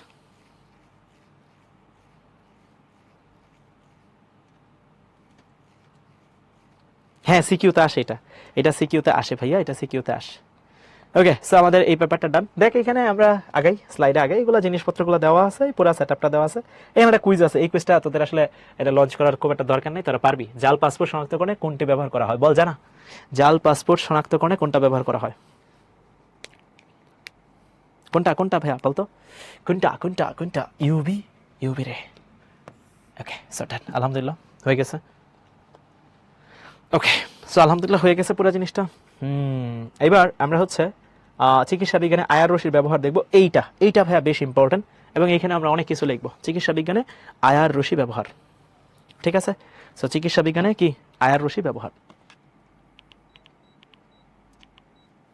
ওকে, সো চল শুরু করি। আয়ার, আয়ার মানে কি আগে সেটা কোন ভাই? হ্যাঁ, আমি 2 দিন ধরে জিগাইতেছি এটা, আপনি কোন না। দেখ কই, আমি অনেকবারই কইছি, তুই বুঝোস নাই। ইনফ্রা রেড, অবলোহিত। আমরা এটাকে যেন কি ডাকতাম ফান করে যখন কলেজে পড়তাম? অবহেলিত। এটাকে ফান করে রাখতাম। ইটস নট অবহেলিত, ইটস বেসিক্যালি অবলোহিত। বাট এখানে বুঝছস তো, এটাকে ফান করে আমরা ডাকতাম অবহেলিত। এটা হচ্ছে আয়ার বা ইনফ্রারেড, যেটা হচ্ছে অবলোহিত। সো আমরা এটা একটু পড়বো। সো আয়ার রশ্মি বেসিক্যালি এটার রেঞ্জটা কত ভাইয়া? এটার রেঞ্জটা হচ্ছে 780 ন্যানোমিটার থেকে 10⁻, আমি তাদেরকে আগের দিন লিখে দিয়েছিলাম এই সবগুলা। হ্যাঁ, এই পুরা সেটআপটা লিখে দিয়েছিলাম। 780 ন্যানোমিটার থেকে 10⁻6 ন্যানোমিটার, 10⁻6 ন্যানোমিটার। 780 ন্যানোমিটার থেকে 10⁻6 ন্যানোমিটার। এটার এই রেঞ্জটা জানতে হবে ভাইয়া, কারণ এটা আমরা কাজে লাগাবো। ওকে ওকে ওকে, সো আমরা একটা বিখ্যাত লাইন টানি, লম্বা লাইন। শু, ওকে টানলাম। কালারটা চেঞ্জ করে দিই, লাল কালার একটু ঝামেলা, অনেকের চোখে লাগে, সো চেঞ্জ করে দিলাম। ওকে ওকে, সো এখানে আমরা একটু ভাগ করে ফেলবো এটাকে। ভাগ ভাগ ভাগ ভাগ ভাগ ভাগ। সো এখানে ভাগ করি, এটা একটা সেগমেন্টে ভাগ করলাম, ধর এটা একটা সেগমেন্ট, এটা ভাগ করলাম, বাক্যে ঠিক আছে না, বাঁকা বেকা লাগে রে, বেকা লাগে, নিজে বাইককে সোজা করলাম।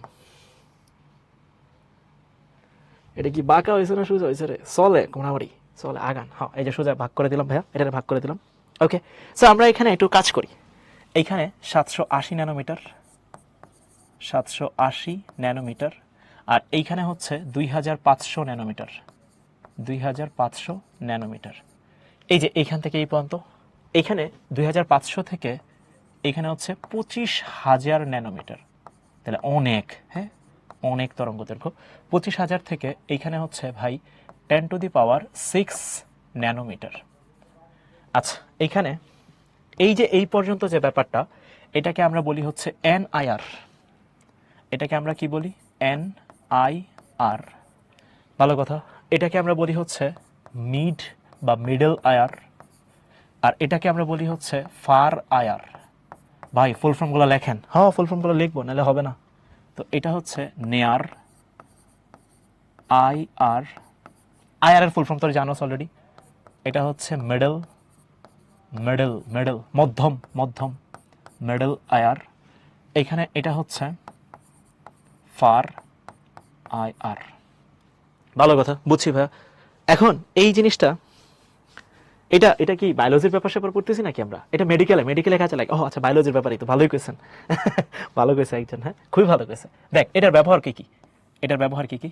এটার একটা ব্যবহার হচ্ছে তুই এটার মাধ্যমে সিটি স্ক্যান করতে পারবি, এই নেয়ার আয়ারের মাধ্যমে সিটি স্ক্যান করতে পারবি। ভালো কথা, এটার মাধ্যমে সিটি স্ক্যান করতে পারলাম। আর কি কি করতে পারবেন ভাইয়া? এই সিটি স্ক্যানের নাম তো তোরা শুনছস, অবশ্যই নাম শুনছস, হ্যাঁ। এরপরে তুই করতে পারবি ডট স্ক্যান, ডট স্ক্যান। প্রশ্ন হচ্ছে ভাই এগুলো আবার কি? এই ডট ফট এগুলা কি? এগুলো হচ্ছে এক একটা টেকনোলজি। সো আমরা একটু দেখবো, টেনশন নাই, ডট স্ক্যান করতে পারবো।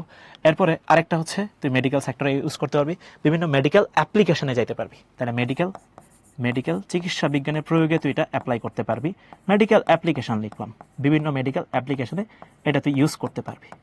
এখন ভাই বুঝলাম ভাইয়া, এটুকু আমি শিখাইছেন, আলহামদুলিল্লাহ বুঝছি। সিটি স্ক্যান করতে পারবো নেয়ার আয়ার মাধ্যমে, তারপর ডট স্ক্যান করতে পারবো। এরপরে ভাই আপনি যেটা করতে পারবেন, মেডিকেল অ্যাপ্লিকেশন করতে পারবেন, সবই ঠিক আছে ভাই। এখন আমার একটু এটা বুঝান, এই সিটি স্ক্যান মানে কি, এটা একটু বুঝান ভাই, কই নাম করে। হ্যাঁ, আমরা কই সিটি স্ক্যান মানে কি। দেখ city, city city city city city, তোরা ভাবতেছ হয়তো ক্লাস টেস্ট, না ভাই এটা ক্লাস টেস্ট না। সব সিটি ক্লাস টেস্ট হয় না, ঠিক আছে। এই সি মানে হচ্ছে কম্পিউটেড, এইটি দিয়ে বোঝায় টমোগ্রাফি। তাহলে ওটা লিখি, কম্পিউটেড, কম্পিউটেড এটা দিয়ে বোঝায় টমোগ্রাফি। ভাই এগুলা কি ইংলিশেই শিখতে হবে এখন? এটা তো ইংলিশেই ভাই, এগুলা বেসিক্যালি একটু সাবধানে ভাইয়া। হ্যাঁ হয়, এমসিকিউ আসে, এমসিকিউ আসে ভাইয়া। আচ্ছা, এইখানে টমোগ্রাফি, টমোগ্রাফি এই জিনিসটার মানে কি? দেখ টমোগ্রাফি শব্দটা একটা ল্যাটিন শব্দ থেকে আসছে, টমোস, আর গ্রাফি যেটা, এটা আবার ইংলিশ শব্দ থেকে আসছে। সেই অবস্থা ব্যাপারটা। টমোস, টমোস টমোস টমোস টমোস টমোস টমোস মানে কি জানোস ভাইয়া? Slice, slice slice, section, segment. ওই যে তুই শশাকে যেরকম স্লাইস করস, কেককে যেরকম স্লাইস করস, ওই রকম এটা স্লাইস। ছোট স্লাইসের ছবি আঁকবে, ছবি তুলবে। গ্রাফি মানে ছবি, গ্রাফি মানে হচ্ছে ইমেজ। তাহলে সিটি স্ক্যান সহজ ভাষায় তোর একটা 3D ইমেজ তুলবে। সিটি স্ক্যানে কিন্তু হচ্ছে 3D ইমেজ হয়। একটু খেয়াল রাখিস ভাইরা, এটার ভিতরে কিন্তু ত্রিমাত্রিক, 3 ডাইমেনশনাল 3D ইমেজ হয়। সো এটা একটু খেয়াল রাখিস, এটা হচ্ছে 3D ইমেজ হয় এই জায়গাটায়। ওরে ভাইরে ভাই, হ্যাঁ এগুলো একটু মনে রাখতে হবে ভাইয়া, হ্যাঁ এগুলো মনে রাখতে হবে। স্লাইস, স্লাইস মানে কি বুঝছস তো? এটা একটা ল্যাটিন শব্দ, টমোস থেকে আসছে, আর গ্রাফি মানে তো ছবি, তো এটা বুঝছস। এখন ডট মানে কি ভাইয়া? ডট, ডট DOT, এটা কি জানোস ভাইয়া? ডটের মানেটাও জানতে হবে নাকি? ভাইয়া জানতে হবে 100%। ডট মানে হচ্ছে ডিফিউজড, এই ও মানে হচ্ছে, এখন তুই যদি কস ভাই এগুলো বাংলা লেখে, এইটা ভাই এটা ইংলিশে জানতে হবে ভাইয়া। অপটিক্যাল, আর টি হচ্ছে টমোগ্রাফি, ডিফিউজড অপটিক্যাল টমোগ্রাফি। আল্লাহ তুমি জানো। ডিফিউজড, এটা হচ্ছে অপটিক্যাল, এটা হচ্ছে টমোগ্রাফি। এটা দিয়ে আমরা ম্যাক্সিমাম কেজে যেটা করি ভাইয়ারা, মনে রাখবি, এই সিটি স্ক্যান দিয়ে যেটা করলি বা এই যে ডিফিউজ দিয়ে যেটা করলি, এটা দিয়ে হচ্ছে আমরা আমাদের ব্রেইনের বেশ অনেকগুলো কাজ করতে পারি। আমাদের ব্রেইনের সেলের কি অবস্থা, অনেক দেখবি অনেক সময় বলে ব্রেইনে স্ট্রোক করছে, অ্যাক্সিডেন্ট হলে সিটি স্ক্যান করে। সো ব্রেইনের অবস্থা জানা যায় এই সিটি স্ক্যান আর ডট স্ক্যানের মাধ্যমে। এই যে বললাম তো আমি দেখ বলে দিছি, এই যে বলে দিলাম লামিয়া দেখ বলে দিলাম। ওকে, সো এই হচ্ছে ভাই মোটামুটি কথাবার্তা। এইখানে নেয়ার আয়ার কোথায় ইউজ করস তোরা পুরা সেটআপটা বুঝাই দিলাম। জীবন বড়ই সুন্দর, জীবন অনেক সুন্দর, জীবন অনেক সুন্দর। না এটা ভালো হলো না, এই ঘরটা ভালো হয় নাই, ভালো করে ঘর বানাইতে হবে বেটা, ঘর ভালো না হলে জীবন সুন্দর হবে না। এই এবার ঠিক আছে। ওকে, সো আমাদের নেয়ার আয়ার ব্যবহার শেষ, কাছের আয়ার। এবার যাব মিডল আয়ার। হ্যাঁ এমসিকিউ আনিশা, এগুলা দিয়ে ম্যাক্সিমাম এমসিকিউ আসবে বাপ, এগুলো ম্যাক্সিমাম এমসিকিউ আসবে। আচ্ছা এই মিডল আয়ার দিয়ে কি করবেন ভাইয়া? কার্যকরীমূলক নামে একটা জিনিস ছিল, তোরা পড়ছিলি? কার্যকরীমূলক নাম শুনছিলি? জৈব যৌগে থাকে সারছে ভাই, এটা দিয়ে আমরা হচ্ছে কার্যকরী মূলক শনাক্তকরণ করি। কার্যকরী মূলক শনাক্তকরণ করা হয়, কার্যকরীমূলক শনাক্তকরণ করা হয়। কিরকম? ধর আমি যদি এখানে বলি ও এইচ, তারপর যদি বলি সি এইচ ও, এই স্যার ডিস্টার্ব করতে আইছে, C H O C double O H, class করতে দেখছো আসলে ডিস্টার্ব কি করতে আইছে না ক্লাস করতে আইছে তারা কথা। দেখ আমার আসলে মাশাআল্লাহ, হ্যাঁ আলহামদুলিল্লাহ আলহামদুলিল্লাহ, ক্লাস করতে আজকাল পশু পাখিও চলে আসতেছে, সেই ব্যাপারটা ভাবতেই তো ভালো লাগতেছে, আস্থের। ঠিক আছে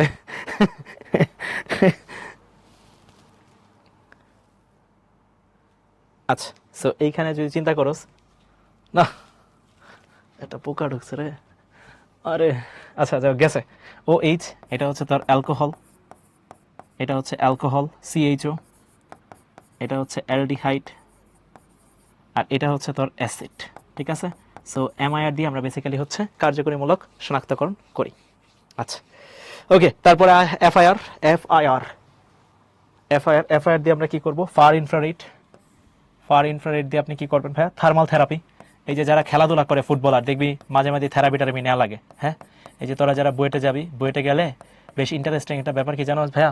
বুয়েটের মানুষজন হচ্ছে, আমি বলতেছি না সবাই, বাট ম্যাক্সিমাম মানুষজন হচ্ছে পড়াশোনা নিয়ে তো বেশি থাকে, তো খেলাধুলা খুব বেশি পারে না, বুঝছস? তো তুই যদি একটু ভালো খেলাধুলা করস তাহলে তোর গ্রহণযোগ্যতা বা তোর অ্যাকসেপ্টেন্স লেভেল অনেক বেড়ে যায়। ঠিক আছে, সো একটু যদি ভালো মতো খেলাধুলা করতে পারো দেখবি অনেক, সেই অবস্থায় বুয়েটে হল ফুটবল নামে একটা গেম হয়, খুবই এক্সাইটিং একটা ম্যাচ হয়, তারপর বুয়েট প্রিমিয়ার লিগ হয়, সেটাও খুব সুন্দর হয়। ঠিক আছে, আমি আলহামদুলিল্লাহ এই সবগুলাতেই পার্টিসিপেট করছি এবং আমরা হল ফুটবল একবার চ্যাম্পিয়নও ছিলাম, আমি তিতুমির হলে ছিলাম, হোয়াট এভার। সো ওই সময় একবার ইনজুর্ড হয়েছিলাম, সো হল থেকে আমাকে থেরাপি দিতে নিয়ে গেছিলো, মানে ফিলিং ব্যাপারটাই অস্থির, হ্যাঁ থেরাপি দিতে যাচ্ছি মানে ফিলিং প্রফেশনাল আর কি।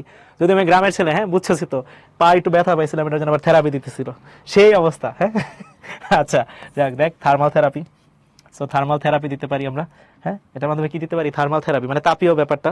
তারপর এখানে হচ্ছে কি সফট হিটিং, সফট হিটিং মানে বুঝছস তো খুবই আলতো, আলতো গরম, মানে খুবই অল্প গরম করবো আর কি জিনিসগুলো, আমাদের টিস্যুর মধ্যে এগুলো অ্যাপ্লাই করা হয়। সফট হিটিং, তুই তাপ দিতে চাস, অল্প পরিমাণ তাপ দিতে চাস, ওইটার মধ্যে তুই অ্যাপ্লাই করতে পারবি সফট হিটিং। এরপরে আর তুই কি করতে পারবি? আর একটা কাজ করতে পারবি, এটা হচ্ছে মাসেল ক্লট বা পেইন যদি হয়, পিঠে যদি ব্যথা হয় বা তোর হাতে যদি কখনো ব্যথা হয়, মাসেল মানে বুঝছস তো পেশি, মাসেল যদি ক্লট হয় বা জমে যায় বা কোনো একটা ব্যথা হয়, ওই জায়গায় তুই এফআইআর ব্যবহার করতে পারবি, মাসেল ক্লট এরকম আর কি। ঠিক আছে, এই তো মোটামুটি হয়ে গেছে মানে আসলেই সত্যি, মানে আমার আমার আদৌ মনে আছে, মানে আমি আমি একদম গ্রাম থেকে যাওয়া মানুষ, তো তো আমি যখন বুয়েটে গেছি খেলতে, তো আমাদের হল ফুটবলে যেদিন ট্রায়াল হচ্ছে, তো যারা ক্যাডেট থেকে আসে তারা তো একটু ভালো খেলাধুলা পারে, তো ক্যাডেট থেকে তো সবাই চান্সও পায় না, আমি নেগেটিভলি নিয়েছি জিনিসটা, বাট যারা চান্স পায় তারা কিন্তু বেশ ভালো খেলাধুলা পারে। সো একটা ফুটবলে তো 11 জন লাগবে, 11 জন যায় না পোলাপান খেলতে, কারণ সবাই পড়াশোনায় বিজি। তো আমি প্রথম দিন খেলতে গেছি, আমি খুব বেশি খেলা পারতাম না, হালকা পারতাম, মানে লাথি টাথি দিতে পারতাম আর কি বলে। এইটা দেখে মানুষজন ওয়াও এত সুন্দর লাথি দিচ্ছস, সেই কেমনে, মানে বুঝছস তো ব্যাপারটা এই আর কি। সো ফিলিং অন্যরকম আর কি ব্যাপারটা। আচ্ছা যাই হোক, ওকে ওকে, মাসেল ক্লট মানে জমে যাওয়া, ক্লট মানে জমে যাওয়া, ক্লট মানে জমে যাওয়া। সো যদি কোথাও তোর তোর মাসেল জমে গেছে, ওই যে তুই দেখবি খেলতে গেলে মাঝে মাঝে, বা তুই সারাদিন যদি পরিশ্রম করস, রাতের বেলা ঘুমাইলে দেখবি তোর পা এই হাঁটুর নিচে মাসেল ক্র্যাম্প হয়, জমে আসতে থাকে, তখন ওইখানে যদি থেরাপি দেস, এখানে কাপ মাসেলগুলোকে একটু ওয়ার্কআউট করাস, তাহলে তোর ওয়ার্কআউট লেভেল আরো বাড়া যায়, মানে তুই পরিশ্রম আরো বেশি করতে পারবি আর কি, এই ব্যাপারটা আর কি। ঠিক আছে হাওয়া হাওয়া ফিলিং, হ্যাঁ হাওয়া হাওয়া ফিলিং আচ্ছা ঠিক আছে, সো এটা বুঝে ফেললাম। আচ্ছা ঠিক আছে, সো আমরা এইবার এইবার তোদেরকে এইটুকু তো পড়লাম, এটা কিন্তু আয়ার রশ্মির ব্যবহার, এটা কিন্তু সবগুলো অনেক ইম্পর্টেন্ট। তোদেরকে আমি একটা ছোট্ট প্রশ্ন জিজ্ঞেস করি, দেখ আমি তোদেরকে একটা ছোট্ট প্রশ্ন জিজ্ঞেস করবো, তোরা আমার জানাবি। সবাই এইখানে একটু আবার ফিরে আসি, এই প্রশ্নটা খুবই ইম্পর্টেন্ট, এটা আমার আগে করা উচিত ছিল, স্টিল আবার একটু করতেছি। এখানে তুই ইনপুট দিচ্ছিলি কি 230 থেকে 375 না? তাহলে এইখানের তরঙ্গ দৈর্ঘ্য যেটা আছে এটা λ1 ধরতেছি আমরা, সবাই একটু খেয়াল করিস। এটা λ1 ইনপুট দিচ্ছস তুই, λ1 তুই কি দিচ্ছস? ইনপুট। আর যেখানে তুই পাচ্ছিলি 700 380 থেকে 780, এটা হচ্ছে তুই λ2।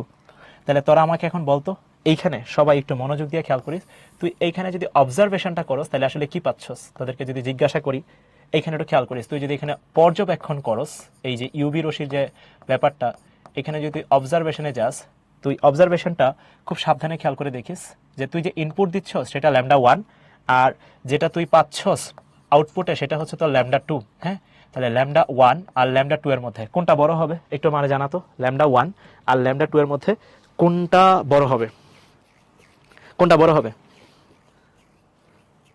কোনটা বড় হবে?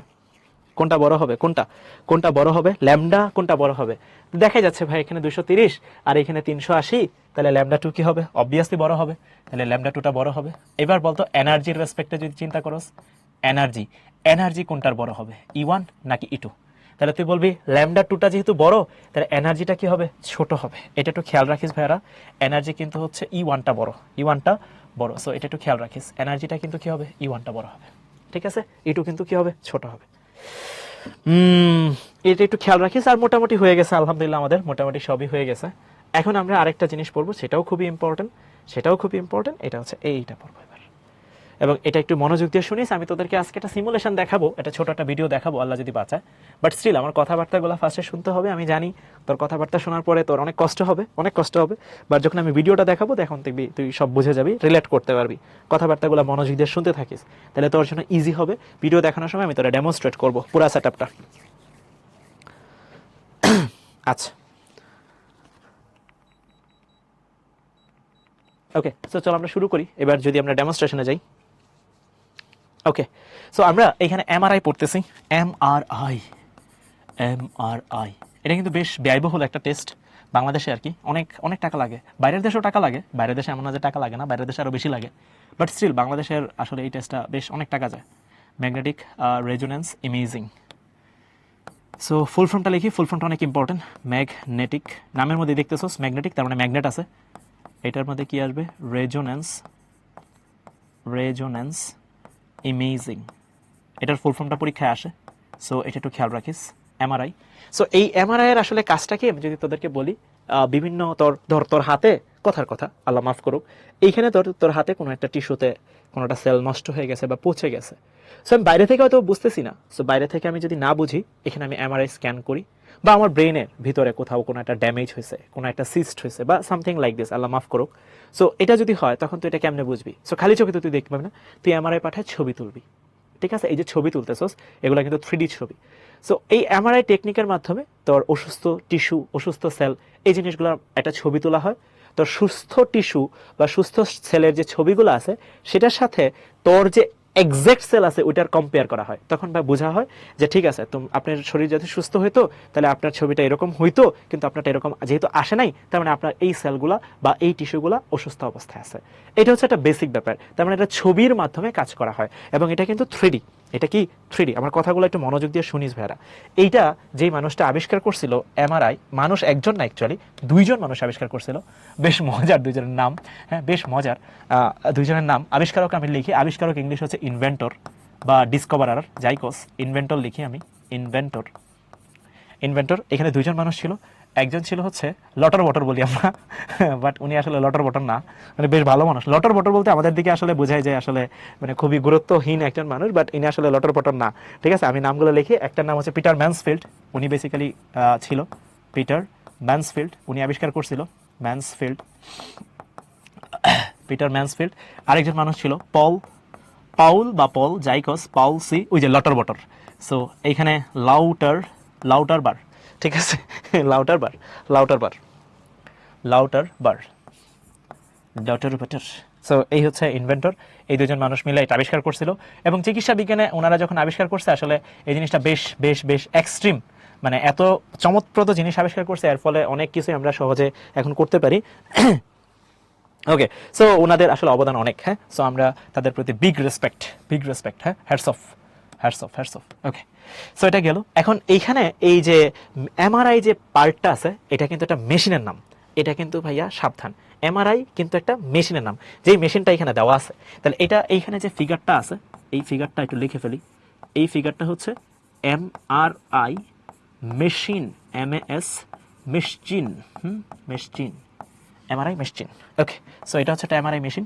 সো একটু খেয়াল রাখিস, এমআরআই কিন্তু এরসেলফ একটা মেশিনের নাম। ওকে ওকে, সো আমরা আবিষ্কারক পড়ে ফেললাম, এমআরআই এর ফুল ফর্ম শিখে ফেললাম, এবং এটা কিন্তু একটা ইমেজিং টেকনোলজি। সো আমরা একটু লিখে ফেলি, টেকনোলজিয়া।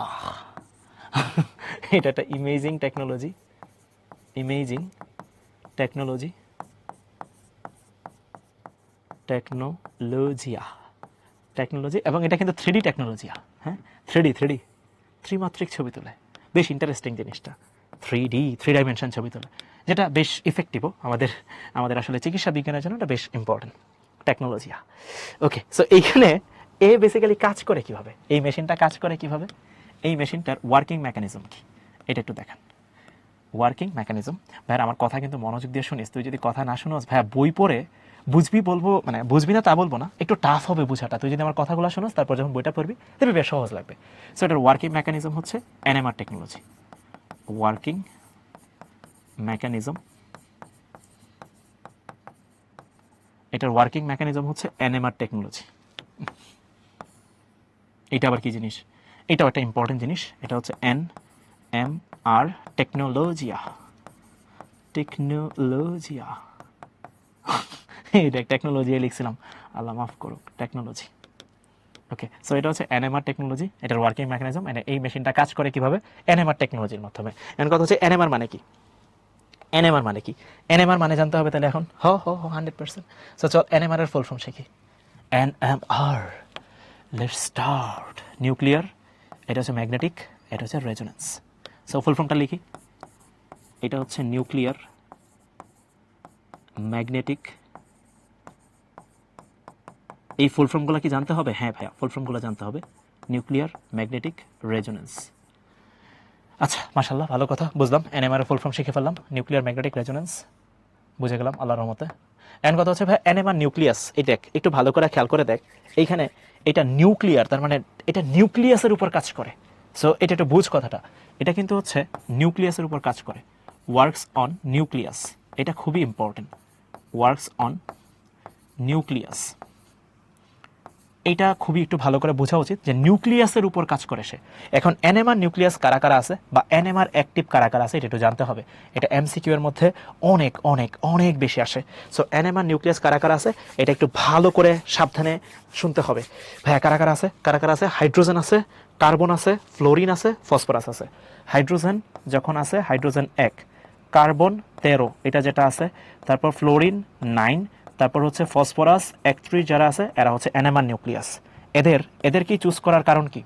এখানে এদেরকেই চুজ করার কারণ কি? এদেরকেই চুজ করার কারণ হচ্ছে এদের দুর্বল চৌম্বক ক্ষেত্র আছে। এদের কি আছে? দুর্বল চৌম্বক ক্ষেত্র আছে। তাহলে একটু লিখে ফেলি বাংলায় কথাটা, দুর্বল চৌম্বক ক্ষেত্র আছে। এদের দুর্বল চৌম্বক ক্ষেত্র এক্সিস্ট করে,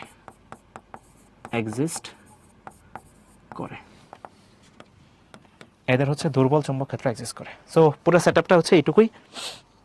সিমুলেশন দেখাবো, জিদ্দা আমি ভিডিও দেখাবো, একটু ধৈর্য ধর। সো আমরা এখানে এমআরআই ম্যাগনেটিক রেজোনেন্স ইমেজিং বললাম, আবিষ্কারক শিখলাম, কিভাবে কাজ করে শিখলাম। এটা কিভাবে কাজ করে, এনএমআর টেকনোলজি দিয়ে। এনএমআর কার উপর কাজ করে? নিউক্লিয়াসের উপর। নিউক্লিয়াস যাদের দুর্বল চৌম্বক ক্ষেত্র আছে, কারা কারা আছে? Hydrogen, carbon 13, fluorine 9, phosphorus 31। এরা হচ্ছে ভাইয়া এমসিকিউ এর জন্য খুবই খুবই খুবই ইম্পর্টেন্ট। সো এটা অনেক ইম্পর্টেন্ট, এটার ফুল ফর্মটা ইম্পর্টেন্ট, এটার আবিষ্কারকের নামটা ইম্পর্টেন্ট। সো এই কয়েকটা জিনিস একটু আমাদের এমসিকিউ এর জন্য খেয়াল রাখতে হবে। আমরা এখন বেসিক মেকানিজমে চলে যাব। বিফোর দ্যাট এখানে আমাদের একটা ছোট্ট ইনফরমেশন না জানলেই নয়। চৌম্বক ক্ষেত্র ইংলিশ কি ভাইয়া? ভাই আপনি তো দেখতেছি ইংলিশই আজকে পড়াচ্ছেন, আসলে টার্মগুলা এখন তুই যদি আমার বলস, এটা নিউক্লিয়ার মানে তো নিউক্লিয়ারই, চৌম্বকীয় রেজোনেন্স মানে অনুরণ, এটা আসলে টাফ। এনএমআর বলাটাই ভালো, বইগুলাতেও আমরা এনএমআরই বলি। সো এই জন্য আমি যেখানে তোরা দেখতেছিস আমি ইংলিশে লিখতেছি, আসলে এটা ইংলিশে লেখাটাই ভালো। এটা বাংলা করতে গেলে আরো ব্যাকআপ লাগবে জিনিসটা, বুঝছস? মানে এটাতে আবার তোরা মাইন্টেন খাইস না, মনে রাখবি আসলে যেখানে আমি ইংলিশ লিখি তখন ওইখানে ইংলিশ টার্মটাই বেশি ব্যবহৃত হয় আর কি, বুঝছস? আর যেখানে বাংলা লিখি সেখানে তো হয়েছি, বুঝছস? আচ্ছা, ফ্লোরিন কি? ফ্লোরিন, ফ্লোরিন 19, হ্যাঁ এটা 19 নিতে হবে। আরে আমি এটা ভুলে লিখছি, এটা 9 না, ফ্লোরিন 19 হবে। ঠিক আছে ভাই, ওকে। সো ম্যাগনেটিক ফিল্ড, চুম্বক ক্ষেত্র। এই তোরা আমারে বলতো, তোদেরকে আগের দিন পড়াইছিলাম ম্যাগনেটিক ফিল্ডকে আমরা জানি কি দিয়ে প্রকাশ করি? সবাই বল, সবাই বল, ম্যাগনেটিক ফিল্ডকে আমরা কি দিয়ে প্রকাশ করি? মনে করে দেখ, কি দিয়ে প্রকাশ করি? হ্যাঁ হ্যাঁ ঠিক আছে, ওটা 19ই হবে। ম্যাগনেটিক ফিল্ডকে আমরা কি দিয়ে প্রকাশ করি? আনিসা জিজ্ঞেস করতেছে ল্যামডা বড় হইলে এনার্জি তো ছোট হবে। হ্যাঁ ঠিক আছে তো, ওটা ঠিক আছে তো। আচ্ছা ঠিক আছে, কোনটা? এই কি দিয়ে প্রকাশ করি? এই ম্যাগনেটিক ফিল্ডকে কি দিয়ে প্রকাশ করি? চৌম্বক ক্ষেত্রকে আমরা কি দিয়ে প্রকাশ করতাম? এই যে একটা বি, একটা ভেক্টর রাশি, চৌম্বক ক্ষেত্রকে আমরা বি দিয়ে প্রকাশ করতাম, এই যে এরকম। এবং চৌম্বক ক্ষেত্রের দিকটা কিরকম ছিল তুই যদি চিন্তা করো, চৌম্বক ক্ষেত্রের দিকটা কিরকম ছিল? আমরা যদি এখানে একটা চৌম্বক নিতাম, মোটামুটি এখানে একটা চৌম্বক নিতাম, এইখানে আমাদের নর্থ পোল থাকতো, এখানে আমাদের সাউথ পোল থাকতো। চৌম্বক ক্ষেত্রের দিকটা ছিল হচ্ছে এইখান থেকে এই বরাবর, এইখান থেকে এই বরাবর। তারা ফিজিক্সটা এখনো পড়স নাই, স্টিল আমরা একটু বলে রাখি, এটা হচ্ছে চৌম্বক ক্ষেত্রের দিক, নর্থ থেকে সাউথের দিকে, নর্থ থেকে সাউথের দিকে চৌম্বক ক্ষেত্রের দিকটা ধরা হয়, নর্থ থেকে সাউথের দিকে চৌম্বক ক্ষেত্রের দিকটা ধরা হয়। এই যে এটা চৌম্বক ক্ষেত্রের দিক। এবং চৌম্বক ক্ষেত্রের যে এককটা, চৌম্বক ক্ষেত্র যেই একক দিয়ে হিসাব করা হয়, এই এককটা হচ্ছে টেসলা। এককটা কি ভাইয়া? Tesla, Tesla, Tesla. মনে রাখবি এই চৌম্বক ক্ষেত্রের তীব্রতা তুই যত বাড়াবি, ছবির কোয়ালিটি তত ভালো আসে। সো চৌম্বক ক্ষেত্রের তীব্রতা যত বাড়বে, ছবির কোয়ালিটি তত ভালো হবে। এই লাইনটা কই লিখবো? কই কই কই লিখবো? চৌম্বক ক্ষেত্রের তীব্রতা, বি এর তীব্রতা যত বাড়বে, বি এর তীব্রতা যত বাড়বে, চৌম্বক ক্ষেত্রের তীব্রতা মাপার একক হচ্ছে কিন্তু টেসলা। ভালো করে খেয়াল রাখিস, মানে চৌম্বক ক্ষেত্রের একক হচ্ছে টেসলা, আসলে তীব্রতা মাপার একক আরেকটা আবার।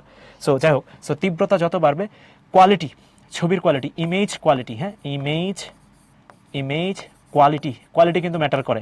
কোয়ালিটি কি করে? ম্যাটার করে। সো তুই চৌম্বক ক্ষেত্রের তীব্রতা নিচে লিখে দিই, এটা এনে আটানোটা সম্ভব হবে না, এখানে লিখে দিই। বি এর তীব্রতা যত বাড়বে, ইমেজ কোয়ালিটি তত বাড়বে। মানে তুই যে ছবিগুলো তুলবি, যে চুম্বক ক্ষেত্রটা অ্যাপ্লাই করবি, এটা যত বাড়াবি তুই ভাইয়া, মেশিন বার্ন ভুল লিখছি, ও আচ্ছা শিট, ঠিক করে দিচ্ছি ভাই, কোনো প্যারাই নাই, ভুল হইতেই পারে, হ্যাঁ ভুল হইতেই পারে, সরি ভাই, মাফ চাই, আল্লাহ মাফ করুক। ওকে, সো দেখ ঠিক করে দিছি ভাই। ওকে, সো চুম্বক ক্ষেত্রের তীব্রতা তুই যত বাড়াবি ভাইয়া, যত বাড়াবি যত বাড়াবি তত ভাইয়া ছবির কোয়ালিটি বাড়বে। এই হচ্ছে ভাইয়া মোটামুটি বেসিক কথাবার্তা। সো চল আমরা এখন মেকানিজমে যাই। ইয়াস, সো আমরা এখন এনএমআর মেকানিজম, এনএমআর মেকানিজম, এটা একটু দেখব, এনএমআর মেকানিজম। চল শুরু করি আল্লাহর নামে। NMR mechanism. ওকে, সো দেখ আগাই।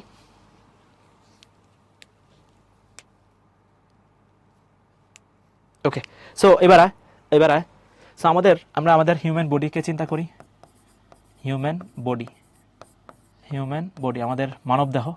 মানবদেহের কয় পার্সেন্ট জানি পানি রে? মানবদেহের কয় পার্সেন্ট পানি? মানবদেহের কয় পার্সেন্ট পানি? অলমোস্ট 70% পানি, 70% পানি, প্রায় অলমোস্ট 70%। কি অন্য কালার নিয়ে নিই, অলমোস্ট 70% পানি লিখে ফেলি, অলমোস্ট, অলমোস্ট 70% হানি, অলমোস্ট 70% পানি। ভালো কথা। এই পানি যেটা আছে, পানির মধ্যে কি কি আছে? পানির মধ্যে তুই যদি চিন্তা করস, এই পানির মধ্যে কি আছে? পানির স্ট্রাকচারটাকে একটু চিন্তা করেন, পানির স্ট্রাকচারটাকে একটু চিন্তা কর। এখানে পানির স্ট্রাকচারটাকে যদি চিন্তা করস, এটা ও, এটা হাইড্রোজেন, এটা হচ্ছে হাইড্রোজেন। এখানে হাইড্রোজেনের উপর চিহ্ন যদি দিতে চাস, এটা কি হবে? প্লাস চিহ্ন। এই ও এর উপর মাইনাস চিহ্ন। এই যে ভাইয়া, আমরা আমাদের জীবন যদি একজন মানুষকে পায়ে গেলাম, যাকে নিয়ে আমরা কাজ শুরু করব, এই হচ্ছে সেই এইচ প্লাস। এইচ প্লাস দিয়ে সব কাজ হবে। এইচ প্লাসকে তুই যদি নামকরণ করতে চাস, এইচ প্লাসের নাম হচ্ছে প্রোটন। এইচ প্লাসের নাম হচ্ছে প্রোটন, যেখানে ইলেকট্রন নাই, প্রোটন আছে একটা, এবং একটা খুবই ইন্টারেস্টিং ব্যাপার হচ্ছে এখানে নিউট্রনও নাই। ভাবা যায় ব্যাপারটা? সো প্রোটনের মধ্যে কিন্তু ইলেকট্রন নাই, প্রোটন আছে একটা অ্যাকচুয়ালি, আর নিউট্রন কিন্তু নাই। ঠিক আছে, হ্যাঁ দেখাবো ভিডিও দেখাবো। সাদিয়া দাঁড়া, একটু দাঁড়া বাবা, একটু দাঁড়া। সো আমরা এর উপর এই যে এইখানে যে পানিটা আছে না, এর জানোস কি থাকে? খুবই দুর্বল চুম্বক ক্ষেত্র থাকে। খুবই দুর্বল কি থাকে? চুম্বক ক্ষেত্র থাকে। এদের কিন্তু ভাইয়া চুম্বক ক্ষেত্র থাকে। তাহলে এই পানি যেটা আছে, পানির কি থাকে? ম্যাগনেটিক ফিল্ড থাকে। ম্যাগনেটিক ফিল্ড থাকে। পানিরও ম্যাগনেটিক ফিল্ড আছে? ভাইয়া, পানির চুম্বক ক্ষেত্র আছে। তাহলে আমাদের শরীরে তোরা বলতো চুম্বক ক্ষেত্র আছে নাকি না? তোরা আমারে জানা। পানির যদি চুম্বক ক্ষেত্র থাকে তাহলে তোরা আমারে জানা আমাদের শরীরের কি চুম্বক ক্ষেত্র আছে কি নাই। আমাদের চুম্বক ক্ষেত্র আছে কি নাই? হ্যাঁ, আমাদের চুম্বক ক্ষেত্র আছে না নাই? সবাই একটু জানা। পানির যদি চুম্বক ক্ষেত্র থাকে, আমাদের শরীরে 70% পানি, তাহলে আমাদের শরীরে চুম্বক ক্ষেত্র আছে। এবং খুবই ইন্টারেস্টিং ব্যাপারটা কি জানোস, আমাদের শরীরে এই যে হিউম্যান বডির আমাদের শরীরে চুম্বক ক্ষেত্রকে তুই যদি একটু চেক দিস, চুম্বক ক্ষেত্রে যদি চেক দিস, খুব সুন্দর একটা চিত্র আমি এখানে আগে দিতে পারবো। ধর এটা একটা প্রোটন, কথার কথা, এটা আরেকটা প্রোটন, এটা H+, কিন্তু সব কিন্তু H+ কে নিয়ে কাজ, সব H+ কে নিয়ে কাজ, সব H+ কে নিয়ে কাজ। এটা ধর আরেকটা H+, কথার কথা। কি সে যাবে না? ওকে, হয়েছে। সো এইখানে ধর আরেকটা আমি নিলাম H+, এখানে ধর আরেকটা H+ নিলাম, এইখানে ধর আমি আরো একটা H+ নিলাম। এই সবগুলো H+ বিভিন্ন সময় বিভিন্ন দিকে রোটেট করতেছে। তার মানে ধর কথার কথা, এটা যদি এই দিকে রোটেট করে, রোটেট বলতে ভাইয়া এখন আবার কি কইতেছেন, চুম্বক ক্ষেত্রের দিক এক একজনের এক একটা, কেউ তো আর একদিকে ঘুরবে না। এ ধর এই দিকে ঘুরতেছে, তার মন চাইতেছে এই দিকে ঘুরবে, তার মন চাইতেছে ধর কথার কথা এই দিকে ঘুরবে, কথার কথা। এর ধর এদিকে মন চাইতেছে না আমি নিচে ঘুরাম, ঘুরতেই পারে, আমি একটু পরে দেখাবো এই জিনিসগুলো, তোরা টেনশন নিস না। ধর ভাবতেছে না আমি এইদিকে ঘুরাম, এক একজন এক এক ভাবে ঘুরতেছে আল্লাহর নামে। হ্যাঁ, ধর ভাবতেছে না আমি এইদিকেও ঘুরবো না, এইদিকে ঘুরবো না, এইদিকে ঘুরবো। হ্যাঁ, আপনারা যেদিকেই যান আমি এইদিকে ঘুরবো। এই যে দেখ, এক একজন এক এক ভাবে ঘুরতেছে। এরা সবাই কিন্তু ভাইয়া, এরা সবাই কিন্তু হচ্ছে H+। তার মানে বৃত্তে বৃত্তে কি আছে, মনে মনে H+। এগুলো সবই কি H+, এগুলো সবই কি H+। তার মানে আমাদের হিউম্যান বডিতে যে পানিটা আছে, পানির ভিতরে যে প্রোটনটা আছে, ওই প্রোটনের মধ্যে কি আছে, চুম্বক ক্ষেত্র আছে। এবং এই চুম্বক ক্ষেত্রটা ভালো করে খেয়াল করিস। ধর আমার এই টিস্যুর ভিতরে পানি আছে, সো এই পানির ভিতরে যে প্রোটনটা আছে, দ্যাট মিনস H+টা আছে, এর যে চুম্বক ক্ষেত্র আছে, সুস্থ কোষের চুম্বক ক্ষেত্রের মান যেরকম, অসুস্থ কোষ যদি হয়, আল্লাহ মাফ করুক, তার চুম্বক ক্ষেত্রের মান সেম না, আলাদা আলাদা হবে। বোঝ ভালো করে। তোর শরীরে হাতের টিস্যুর ভিতরে যে পানি আছে, ওই পানির চুম্বক ক্ষেত্রের মান যা হবে, সেটা যদি সুস্থ কোষ হয় সেটার চুম্বক ক্ষেত্র যেরকম হবে, আমি যদি অসুস্থ কোষ চিন্তা করি সেটার চুম্বক ক্ষেত্র আলাদা আলাদা হবে। এই যে দেখ, একটা খুবই ইম্পর্টেন্ট ব্যাপার, তার আমি খেয়াল করে ফেলছি, ঠিক আছে? এটা কিন্তু খুবই খুবই খুবই ইম্পর্টেন্ট। ওকে, সো এখন আমরা জানো কি করব, এই যে ম্যাগনেটিক ফিল্ড আছে না, লো ম্যাগনেটিক ফিল্ড, এটা কিন্তু খুবই দুর্বল। এখন আমরা এটার উপর চুম্বক ক্ষেত্র অ্যাপ্লাই করব। এটার উপর কি অ্যাপ্লাই করব? অ্যাপ্লাইং চুম্বক ক্ষেত্র। তাহলে এর উপর আমরা এবার চুম্বক ক্ষেত্র অ্যাপ্লাই করব। কি করব? চুম্বক ক্ষেত্র অ্যাপ্লাই করব।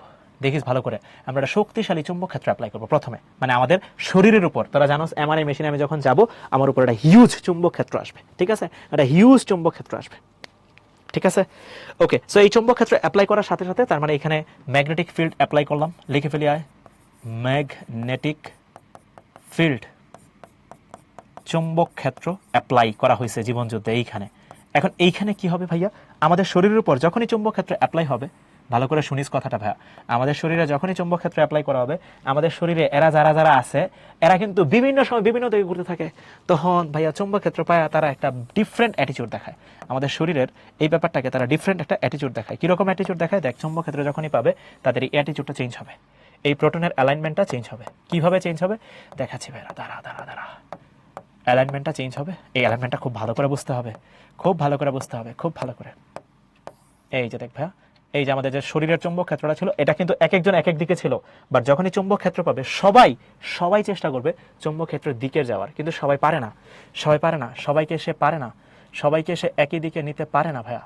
এটার কিছু লিমিটেশনস হচ্ছে, সবাইকে সে পারে না, চুম্বক ক্ষেত্র এত শক্তিশালী থাকে না। আর একটা ব্যাপার আছে ভাইয়া, সবাই তো সুস্থ কোষ না, তুই অসুস্থ হলেই তো এমন এটা করতে চাচ্ছস, তাই না ভাইয়া? সবাই কিন্তু সুস্থ কোষ না। সো যারা যারা সুস্থ কোষ আছে, সবাই একদিকে অ্যালাইন হয়, অসুস্থ কোষ তার বিপরীত দিকে অ্যালাইন হয়। এটা কিন্তু এমন না যে সুস্থ কোষই চুম্বক ক্ষেত্রের দিকে অ্যালাইন হবে, এটা উল্টাটাও হইতে পারে, সুস্থ কোষ চুম্বক ক্ষেত্রের বিপরীতেও অ্যালাইন হইতে পারে, বাট অ্যালাইনমেন্টটা হবে এটা শিওর। তাহলে বিপরীতে একজন অ্যালাইন হবে, তার মানে একজন বা দুইজন বা তিনজন, সবাই দেখা গেছে একটা দিকে অ্যালাইন হলেও বাকিরা যারা আছে তারা সবাই একদিকে অ্যালাইন হবে না, ঠিক তার বিপরীত দিকে অ্যালাইন হবে। এই যে ভাইয়া, এটা কিন্তু চুম্বক ক্ষেত্রে অ্যাপ্লাই করার পরে আমাদের শরীরে চুম্বক ক্ষেত্রের দিকটা, H+ এর দিকটা, পুরোটা আবার শুরু থেকে বলেন ভাই, পুরোটা শুরু থেকে আবার বলেন।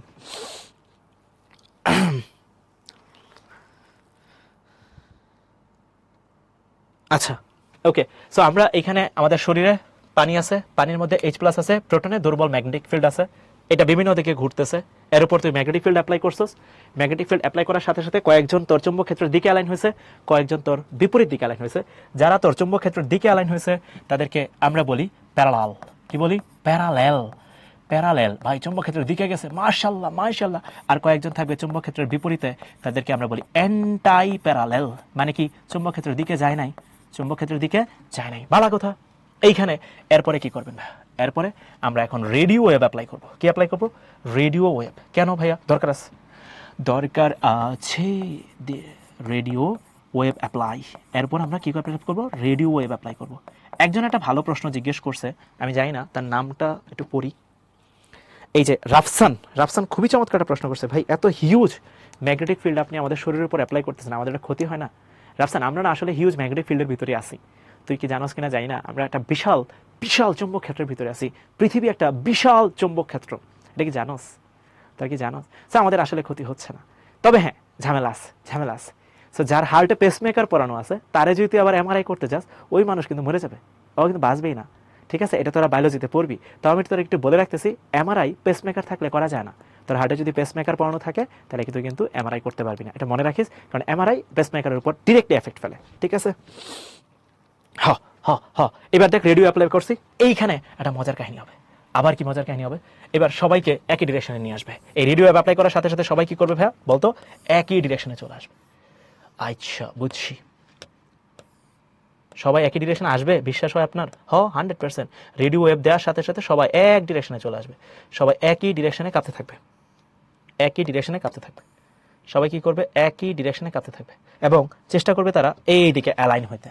তাহলে সবাই একই দিকে কাঁপতে থাকবে। সেরা সেরা, এই যে দেখ একই দিকে অ্যালাইন হবে, একই দিকে অ্যালাইন হবে, এই যে দেখ ভাই একই দিকে অ্যালাইন হবে। এরপরে এরপরে কি হবে ভাই? একই দিকে অ্যালাইন হবে। এইবার আমি রেডিও ওয়েভ রিমুভ করব। রেডিও ওয়েভ কি করব? রিমুভ করব। ভালো করে বুঝিস কিন্তু। এবার আমি কি করব? রেডিও ওয়েভ রিমুভ করব। রেডিও ওয়েভ সরায় ফেলবো, আবার একবার দিয়া সরায় ফেলবো, একবার দিয়া সরায় ফেলবো। সরায় ফেলার সাথে সাথেই তোর যেই লাউ সেই কদু হবে, তোর আবার আগের অবস্থা ফিরে আসবে। এই যে ভাইয়া এইখানেই একটা মজার কাহিনী হয়েছে। যখনই তুই রেডিও ওয়েভ রিমুভ করলি, যখনই তুই রেডিও ওয়েভ রিমুভ করলি, এই যে রেডিও ওয়েভ রিমুভ করলি না, এই জায়গায় এনার্জি রিলিজ হবে। কি হবে? এনার্জি রিলিজ হবে। এনার্জি, এনার্জি তুই ছেড়ে দিবি, এনার্জি রিলিজ হবে। এনার্জি রিলিজ মানে শক্তির বিকিরণ। ও ভাই এখন তো মোটামুটি মনে হয় বুঝতেছি। তুই বুঝবি, এনার্জি রিলিজ মানে হচ্ছে শক্তির বিকিরণ। এই যে তুই শক্তির বিকিরণ করছস, শক্তির বিকিরণ থেকে আমরা পাবো স্পেকট্রাম। কি পাবো? একটা স্পেকট্রাম পাবো। এই স্পেকট্রাম থেকেই আমরা একটা ছবি তুলব। এই যে ভাইয়া এই ছবিটাই আমার সেই এমআরআই এর ছবি। আল্লাহ তুমি জানো, এটা সেই বিখ্যাত ছবি পাবো এবং এই ছবি থেকে আমরা জিনিসটা করে ফেলবো। ওকে, সো এখন তোদেরকে পুরো সেটআপটাকে একটু আবার শুরু থেকে বলি। এটা হচ্ছে আমাদের শরীর, শরীরের চৌম্বক ক্ষেত্র 70% ওয়াটার, প্রোটন, দুর্বল চৌম্বক ক্ষেত্র অ্যাপ্লাই করছি। এটার তো তীব্রতা যত বাড়বে ছবির কোয়ালিটি তত সুন্দর হবে। এটা চৌম্বক ক্ষেত্রে অ্যাপ্লাই করার সাথে সাথে প্যারালাল আর অ্যান্টাই প্যারালাল হবে। রেডিও ওয়েভ অ্যাপ্লাই করবো, সবাই একই দিকে অ্যালাইন হবে, রেডিও ওয়েভ সরাই দিব, তাহলে তখন ভাইয়া এনার্জি রিলিজ হবে, এটা ছবি তুলবো, শক্তির বিকিরণ হবে, ওটা ছবি পাবো। শোন ভালো করে, সবাই শোন। তোর শরীরে এখানে যে কোষগুলো আছে, এই কোষের সবার এনার্জি রিলিজ করা যদি সুস্থ হয় তাহলে একটা প্যাটার্নে হবে। বুঝিস ভালো করে, যদি এই শরীরটা সুস্থ হয় তাহলে এনার্জি যে রিলিজ করতো রেডিও ওয়েভের, এটা একটা প্যাটার্নে হবে। কিন্তু যে অসুস্থ হয় তাহলে সেটা সেম প্যাটার্নে হবে না। তোরা এক্স রের ক্ষেত্রে দেখছোস, তুই যদি হাতের মধ্যে এক্স রে করস, তোর হাত যদি ভেঙে যায়, হ্যাঁ হাত যদি ভেঙে যায়, তাহলে তুই এক্স রে করস, তাহলে তোর হাতে এখানে দুইটা হাড্ডি আছে, আল্লাহ মাফ করুক, এই যে দুইটা হাড্ডি আছে, এটা যদি এক্স রে করস, এটা যদি ভেঙে যায়, তাহলে তোর এক্স রে প্লেটে তোর দুইটা হাত কিরকম, মানে হাতের হাড্ডি দুইটা কিরকম হওয়া উচিত ছিল এটা দেওয়া থাকে, আর হচ্ছে ভাঙার পরে কিরকম হয়েছে এটা দেওয়া থাকে। তখন তোর ডাক্তার সাহেবে কয়, দেখেন ভাই আপনার তো হাড্ডি দুইটা এরকম হওয়ার কথা ছিল, আপনার হাড্ডি এরকম হয়ে গেছে, ভেঙে গেছে, প্লাস্টার করতে হবে। বুঝছো তো ব্যাপারটা? একই সেট আপ।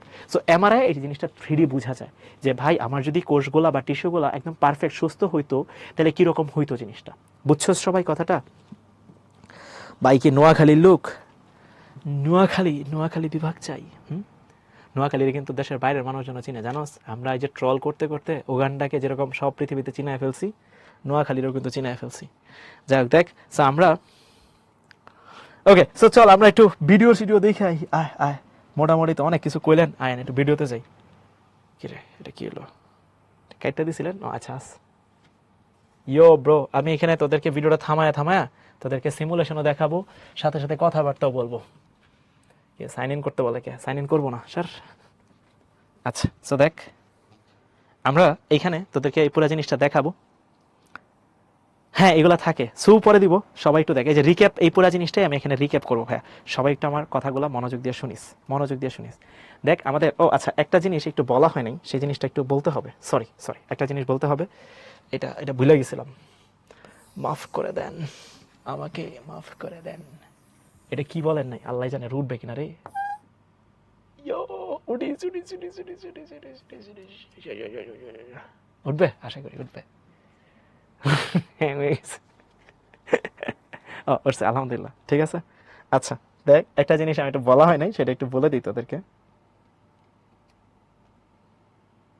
আমি একটু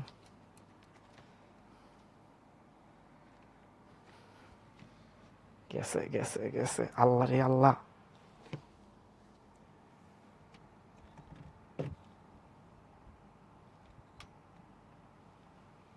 শিট শিট শিট শিট। এই দাঁড়া, আমি তো বিপদে পড়ছি মনে হচ্ছে রে।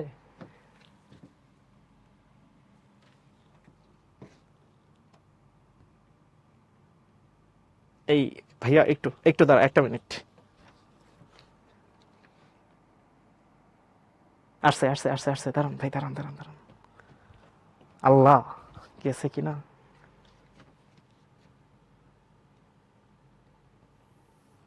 আল্লাহ আল্লাহ, থাকিস, আল্লাহ আল্লাহ আল্লাহ আল্লাহ। দিয়ে দেন। শেষ ভাই, আমি আজকে শেষ হয়ে যেতাম এই পুরাটা আবার লিখতে গেলে। আমি জাস্ট, আমি দুনিয়াতে নাই আর। হ্যাঁ, আল্লাহ বাঁচাইছে, নিজ হাতে বাঁচাইছে। হ্যাঁ, পানি মারবো এটার উপর। হ্যাঁ, এটারে আজকে আজকে যেটা যাইতো, বুঝতেছস অবস্থাটা কি হতো আমার? আবার এগুলা লেখা, বুঝতেছস, পাগল হয়ে যেতাম। ও আবার ফিরে আহি, একটা জিনিস তোদেরকে লেখা হয় নাই, ওটা লিখে দেই। আল্লাহ বাঁচাইছে। আচ্ছা দেখ, সো এইখানে তোদেরকে একটু বলে রাখি, এই এনএমআর যে মেশিনটা আমরা নিতেছি, আল্লাহ বাঁচাইছে। দেখ এইখানে এই যে এমআরআই যে মেশিনটা আছে, এমআরআই যে মেশিনটা আছে, এমএসি, এছাড়াও এবার ঠিক আছে, মাসচিন, হ্যাঁ আগের বার ভুল লিখছিলাম। এমআরআই যে মেশিনটা আছে, এটা চারটা ডিভাইস আছে, মানে চারটা জিনিস আছে। একটা হচ্ছে তুই তো ম্যাগনেটিক ফিল্ড অ্যাপ্লাই করবি, বি একটা ম্যাগনেটিক ফিল্ড অ্যাপ্লাই করবি, তারপর তুই রেডিও ওয়েভ অ্যাপ্লাই করবি, রেডিও ওয়েভ অ্যাপ্লাই করবি, তারপর তুই ছবি তোলার জন্য ইমেজ, এই যে ছবি তুলবি, এটার জন্য একটা ডিটেক্টর থাকবে, মানে তুই স্ক্রিনের ছবি টবি তুলবি, এটা কিন্তু হাই রেজুলেশন পিসি লাগবে। এখন এই যে ম্যাগনেটিক ফিল্ডটা অ্যাপ্লাই করবি না, এটাকে আসলে একটা ইয়ার ভিতর দিয়ে পাঠানো হয়, কি জানি বলে, গ্রেডিয়েন্টের ভিতর দিয়ে, গ্রেডিয়েন্টের ভিতর দিয়ে পাঠানো হয়। গ্রেডিয়েন্ট কী ভাই আবার? হ্যাঁ, গ্রেডিয়েন্ট যেটা করে, এই চৌম্বক ক্ষেত্রকে সমান 3-4টা ভাগে ভাগ করে দেয়, স্প্লিট করে দেয়, সমান ভাগে ভাগ করে দেয়। গ্রেডিয়েন্ট হচ্ছে তোর যেটা চৌম্বক ক্ষেত্র আছে সেটা সমান ভাগে ভাগ করে দেয়। সো দেখ, এখন আমরা মেকানিজমে তাহলে হবে। দেখ আয়, আরে হয়েছে আলহামদুলিল্লাহ, প্যারা হয়নি, আল্লাহর মতে প্যারা হয় নাই, প্যারা হয় নাই। সো আমরা এখন যেটা করব, সো তোদের সাথে আমি এটা এক্সপ্লেন করব এবং সবাই একটু শুনিস। ভিডিওটাতে আমি আস্তে আস্তে বলে বলে যাব, তোরা আমার কথাগুলো শুনিস। সো আমাদের এটা হচ্ছে এমআরআই মেশিন নিয়ে কথাবার্তা বলা হইতেছে। ফার্স্টে এটার ইকুইপমেন্ট নিয়ে বলা হবে, কি কি ইকুইপমেন্ট এখানে আছে, মনোযোগ দিস। এটা চৌম্বক ক্ষেত্র আছে, শক্তিশালী চৌম্বক থাকবে একটা, একটা রেডিও ওয়েভ থাকবে, এবং একটা গ্রেডিয়েন্ট থাকবে, যেটা আমি তোদেরকে অলরেডি বলছি। এই গ্রেডিয়েন্টের কাজ হচ্ছে চৌম্বক ক্ষেত্রকে ভাগ করা। একটা ডিটেক্টর থাকবে, যেটা হচ্ছে এটার ছবিগুলো তুলবে। সো পুরো সেটআপটা হচ্ছে এটার মাধ্যমেই বেসিক্যালি আমরা কাজগুলো করব। এটা আমাদের চৌম্বক ক্ষেত্রটা পাঠাবে, এই চৌম্বক ক্ষেত্র এই গ্রেডিয়েন্টের মাধ্যমে স্প্লিট হয়ে যাবে, অনেকগুলা ফ্যাক্টে দেখাবে এটা জিনিসটা। এটা আমাদের রেডিও অ্যাপটা পাঠাবে, যেটাকে সবাইকে একই দিকে নিয়ে আসবে। আর এখানে আমি ছবিটা তুলবো, যেটা 3D ইমেজ, যেটার মাধ্যমে আমি একটা স্পষ্ট আইডিয়া পাবো যে এই জিনিসটা কি হইতেছে। ঠিক আছে, আচ্ছা ওকে, আগাই। সো দেখ, আমাদের human body, it's all about 70% পানি, যেটা আমি অলরেডি এক্সপ্লেন করছিলাম। এই পানির সংকেতটা যদি একটু চিন্তা করোস, আমাদের পানির মধ্যে কিন্তু চুম্বক আছে। পানির স্ট্রাকচারটা দেখ, এটা অক্সিজেন, এইখানে দুইটা হাইড্রোজেনকে দেখানো হইতেছে। অ্যান্ড তোরা জানোস হাইড্রোজেনের উপর একটা প্লাস আসে এবং অক্সিজেনের উপর একটা কি আসে, মাইনাস আসে। যার জন্য হাইড্রোজেন যখনই প্লাস হচ্ছে, এটার ভিতরে তুই জানোস ইলেকট্রন, প্রোটন, নিউট্রনের ব্যাপারটা, ইলেকট্রন নাই, প্রোটন একটা আছে, নিউট্রন নাই। তার মানে এটা দেখ খুবই সুন্দর একটা মেকানিজমের মাধ্যমে, তোরা দেখতেছিস কিনা জানি না, এখানে দেখ এটাকে ভাইব্রেট করতেছে, তার মানে এটা একটা ম্যাগনেট। তার মানে হাইড্রোজেন এটা একটা ম্যাগনেট, এটা একটা ম্যাগনেট, এটা কিন্তু ভাইব্রেট করতেছে। মনোযোগ দিয়ে শুনিস, এটা কিন্তু ভাইব্রেট করতেছে জিনিসটা, ঠিক আছে? আচ্ছা দেখ ওই যে ভাইব্রেট করতেছে নাও। এখন আমি যদি এইখানে ম্যাগনেটিক ফিল্ডটাকে নিয়ে আসি, তখন ওই হাইড্রোজেনের ভাইব্রেশনটা কিরকম হয় এই জিনিসটাই আমরা দেখতে যাবো, এবং এটাই হচ্ছে বেসিক্যালি এমআরআই টেকনোলজি, ঠিক আছে? টেকনোলজিয়া, ওকে আয়। সো এই যে আমাদের ম্যাগনেটিক ফিল্ড, চারপাশ থেকে ম্যাগনেটিক ফিল্ডটা অ্যাপ্লাই করানো হবে, এবং আমাদের এই যে ম্যাগনেট যেটা আসবে এটা কিন্তু আমাদের হিউম্যান বডির উপর অ্যাপ্লাই হবে, ঠিক আছে? যার জন্য আমাদের পানি যেটা আছে আমাদের শরীরে, ওইটার ভিতরে যে ম্যাগনেট আছে, এই যে দেখ ভাইরা, ওইটা ভাগ হবে। সো আমাদের ম্যাগনেটটাকে ফার্স্টে ভাগ করছি, তাদেরকে এই লাইনটা একটু দেখাইতে হবে, আবার একটু দেখাইতে হবে, একটু শুন ভাইরা। এটা আমাদের চুম্বক যেটা আমরা অ্যাপ্লাই করবো আমাদের শরীরের উপর, এটাকে ফার্স্টে আমরা ভাগ পাঠাবো হচ্ছে একটা গ্রেডিয়েন্টের ভিতর দিয়ে, যেটা সমান ভাগে ভাগ করে দিবে। দেখিস, দেখাবে জিনিসটা, এই যে দেখ চুম্বক একটা গ্রেডিয়েন্টের ভিতর দিয়ে পাঠাইছোস, সমান ভাগে ভাগ হয়ে গেছে, দেখছোস? এটা যে সমান ভাগে ভাগ করছে, তুই একটা চুম্বক ক্ষেত্র পাঠাইছিলি, যেটা সমান ভাগে ভাগ করে দিছে, যাতে আমাদের পুরো শরীরে চুম্বক ক্ষেত্রটা অ্যাপ্লাই করতে পারি। ভাইব্রেট ভাইয়া, প্রোটন H+, ভাইয়া সে নিউক্লিয়ারলি রিঅ্যাক্টিভ, সে খুবই দুর্বল একটা চুম্বক ক্ষেত্র দেখায় পুরা শরীরে চুম্বক ক্ষেত্র। ওই দেখ এইখানেই, আহা আহা, কি যে করি, কি যে করি, কি যে করি, কি যে করি। এই যে দেখ ভাইরা, এইখানে সেই বিখ্যাত সেটআপটা, এই যে দেখ ভাইরা, এই যে দেখ আমাদের শরীরের অবস্থাটা দেখ।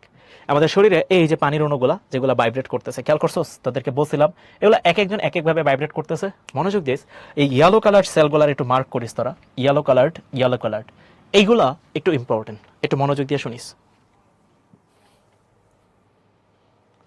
সো আমরা এটার উপর ম্যাগনেটিক ফিল্ড অ্যাপ্লাই করলাম। ওই যে দেখ এইখানে যখন তুই অ্যাপ্লাই করছস, এইখানে সবাই চেষ্টা করবে আমার ওই ম্যাগনেটের দিকে অ্যালাইন হওয়ার জন্য। এই যে দেখ ম্যাগনেটিক ফিল্ড আসতেছে, আমাদের হিউম্যান বডির এই অবস্থাটা, সবাই একই দিকে অ্যালাইন হওয়ার একটা চেষ্টা করবে। এবং একটু খেয়াল করিস, ম্যাগনেট যেদিকে ঘুরবে, আমাদের হিউম্যান বডির যে পানির যে ম্যাগনেটটা আছে, ওইটাও দেখ একই দিকে ঘুরতেছে। খেয়াল করছস? এইটা খুবই ইম্পর্টেন্ট। দেখ দেখ দেখ ভাইরা, আমাদের ম্যাগনেট এইভাবে ঘুরতেছে, যেটা অ্যাপ্লাই করছিলাম। আমাদের হিউম্যান বডির পানিটা ওটাও কিন্তু একই দিকে ঘুরতেছে। খেয়াল করছস? যেগুলো অসুস্থ বা যেগুলো কম এনার্জি সম্পন্ন, মানে আরো সহজ ভাষায় যদি বলি, এই যে ব্লু কালার যে পানির মলিকিউলগুলো আছে, এগুলো সবাই একই এনার্জি সম্পন্ন।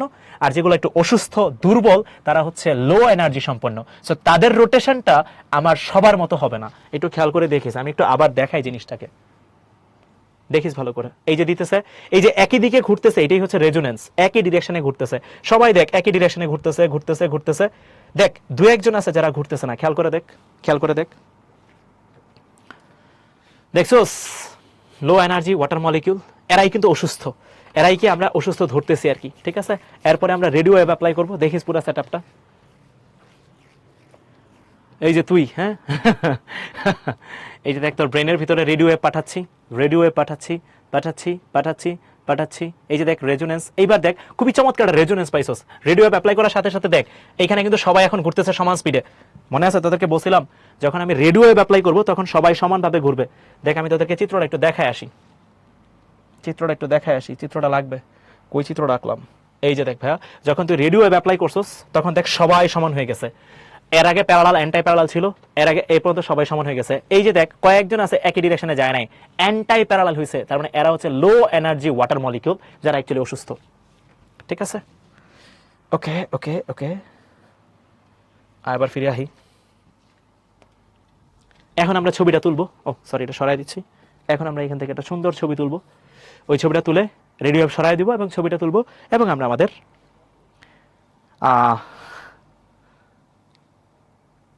ওই যে রেডিও এবার ম্যাগনেটিক ফিল্ড একসাথে অ্যাপ্লাই করা হয়, তো ওই জন্য লাউড নয়েজটা হয়। এই যে আমরা এখন এই ছবিটা তুলবো, দেখিস ভাইরা, এখনই আমরা ছবিটাতে যাব। এখন ওই ব্যাপারগুলো এক্সপ্লেন করতেছে, আমি তোদেরকে যেটা বলছিলাম আর কি, এই পুরো সেটআপটা এক্সপ্লেন করতেছে। এই যে ইমেজ ছবি তুলে ফেললাম, আফটার দ্যাট আমরা ছবি যেহেতু পায়ে ফেলছি, এখন তো হয়েই গেছে। এই হচ্ছে আমাদের বেসিক ব্যাপার স্যাপার ভাইয়ারা। আশা করি তোরা আমার পয়েন্টগুলো বুঝছস আর কি, ঠিক আছে? সবাই বল বুঝছস কিনা ভাইরা? সবাই বল বুঝছস কিনা? সবাই একটু আমার জানা সব বুঝছস কিনা? এখন এই যে ছবিটা তুললি, এই ছবি দেখে কি করবে? তোর কিন্তু ডক্টরের কাছে যাইতে হবে, হ্যাঁ? এটা সাবধান, ইমেজ দেখে এখন ডিসিশন নিবে doctor. Decision taken by doctor. যে ডাক্তার ডিসিশন নিয়ে তোরে কবে তুই কি আসলে সুস্থ নাকি অসুস্থ, হ্যাঁ? এটা কিন্তু খুবই ইম্পর্টেন্ট। আল্লাহ মাফ করুক, সবাইকে আল্লাহ তাআলা সুস্থতা দান করুক, আমরা এই দোয়া করি, এই কামনাই করি অ্যাকচুয়ালি। এই তো ওকে, সো আমরা চল এবার যাই। আল্লাহ বাঁচাইছে, অ্যানোটেশন যায় নাই, বুঝতেছস কি হইতো আজকে আমার। ওকে, সো এই কুইজটা আসলে তারা পারোস, এটা কি বলা হয়েছে এমআরআই এর অর্থ কি, আমি এই জন্য লঞ্চ করি না এগুলো আজকে খুবই সহজ সহজ দুইটা কুইজ। এই যে দেখ, আমাদের সময়কার মেডিকেল অ্যাডমিশন টেস্টের কোয়েশ্চেন, এটা কিন্তু আমাদের সময়কার কোয়েশ্চেন, এবং আমাদের সময়কার কিন্তু বিগেস্ট স্ক্যাম ছিল। তারা জানাস কিনা যায় না, 15 ব্যাচ যারা একটু পেপার টেপার পড়োস তারা দেখবি 2015 সালের ব্যাচে মেডিকেল নিয়ে আসলে বিগেস্ট স্ক্যাম, মানে মেডিকেলের ইতিহাসে কলঙ্কজনক অধ্যায় হচ্ছে 2015-16। ঠিক আছে, হোয়াট এভার, যাই হোক, আল্লাহ মাফ করুক। সো এটা হচ্ছে ম্যাগনেটিক রেজোনেন্স ইমেজিং। আচ্ছা, যাই হোক, তারপরে এই জিনিসগুলো এখানে দেওয়া আছে, আজকে আর শোনা দিই। ঠিক আছে, এই যে এই চার্টটা একটু ভালো করে পড়তে হবে। কত স্টার দিবি, এটা কিন্তু খুবই ইম্পর্টেন্ট। আমার নামের ফার্স্ট লেটার লিখে দিই, এটা খুবই ইম্পর্টেন্ট, পড়তে হবে। এটাও খুবই ইম্পর্টেন্ট। এটা কি কি পড়বি ভাইয়া, এই গুরুত্বপূর্ণ ব্যবহারটা মাস্ট।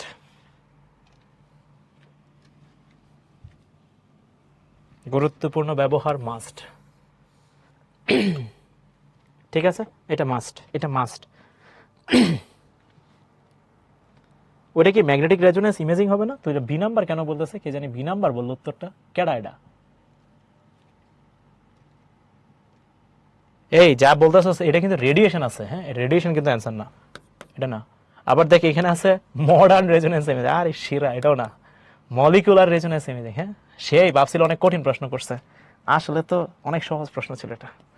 আচ্ছা, যাই হোক, এই পার্থক্যগুলো পড়বি, ব্যবহারগুলো। এটা হচ্ছে আমাদের জাল টাকা শনাক্ত করা, এটা কিন্তু বুয়েটেও আসছে, এটা কিন্তু বুয়েটেও আসছে, বুয়েটেও আসছে, বুয়েটে আসছে একবার, প্লাস এটা বোর্ডেও আসবে। এই রুয়েটের সাথে সাথে বুয়েটে একবার আসছে, বোর্ডেও আসে। ঠিক আছে, এটা ইম্পর্টেন্ট। ঠিক আছে, এটা হচ্ছে আমাদের সাথে যুক্ত হওয়ার উপায়, এই হচ্ছে ক্লাস। ঠিক আছে, বুয়েটে কি বায়োলজি লাগে? বুয়েটে পরীক্ষা দেওয়ার সময় তো আসলে রেজাল্ট চেক করে, আর তুই যদি বায়োমেডিকেলে পড়োস তাহলে তো আসলে বায়োলজি লাগবেই। ঠিক আছে, সো ইট ডিপেন্ডস আসলে তুই কিসে পড়তেছস বা কি চুজ করতেছস। বুয়েটে এমনি পড়ার সময় বা অন্য সময় তো বেসিক্যালি বায়োলজি দেখে না। ঠিক আছে, মানে প্রিলি দেওয়ার সময় বা ওই সময় এত বায়োলজি দেখে না, ফিজিক্স কেমিস্ট্রি ম্যাথটাই বেশি দেখে। ঠিক আছে, ঠিক আছে, ঠিক আছে, ঠিক আছে, সবাই ভালো থাক, সবাই ভালো থাক। আল্লাহ হাফেজ, আসসালামু আলাইকুম। ভাইয়া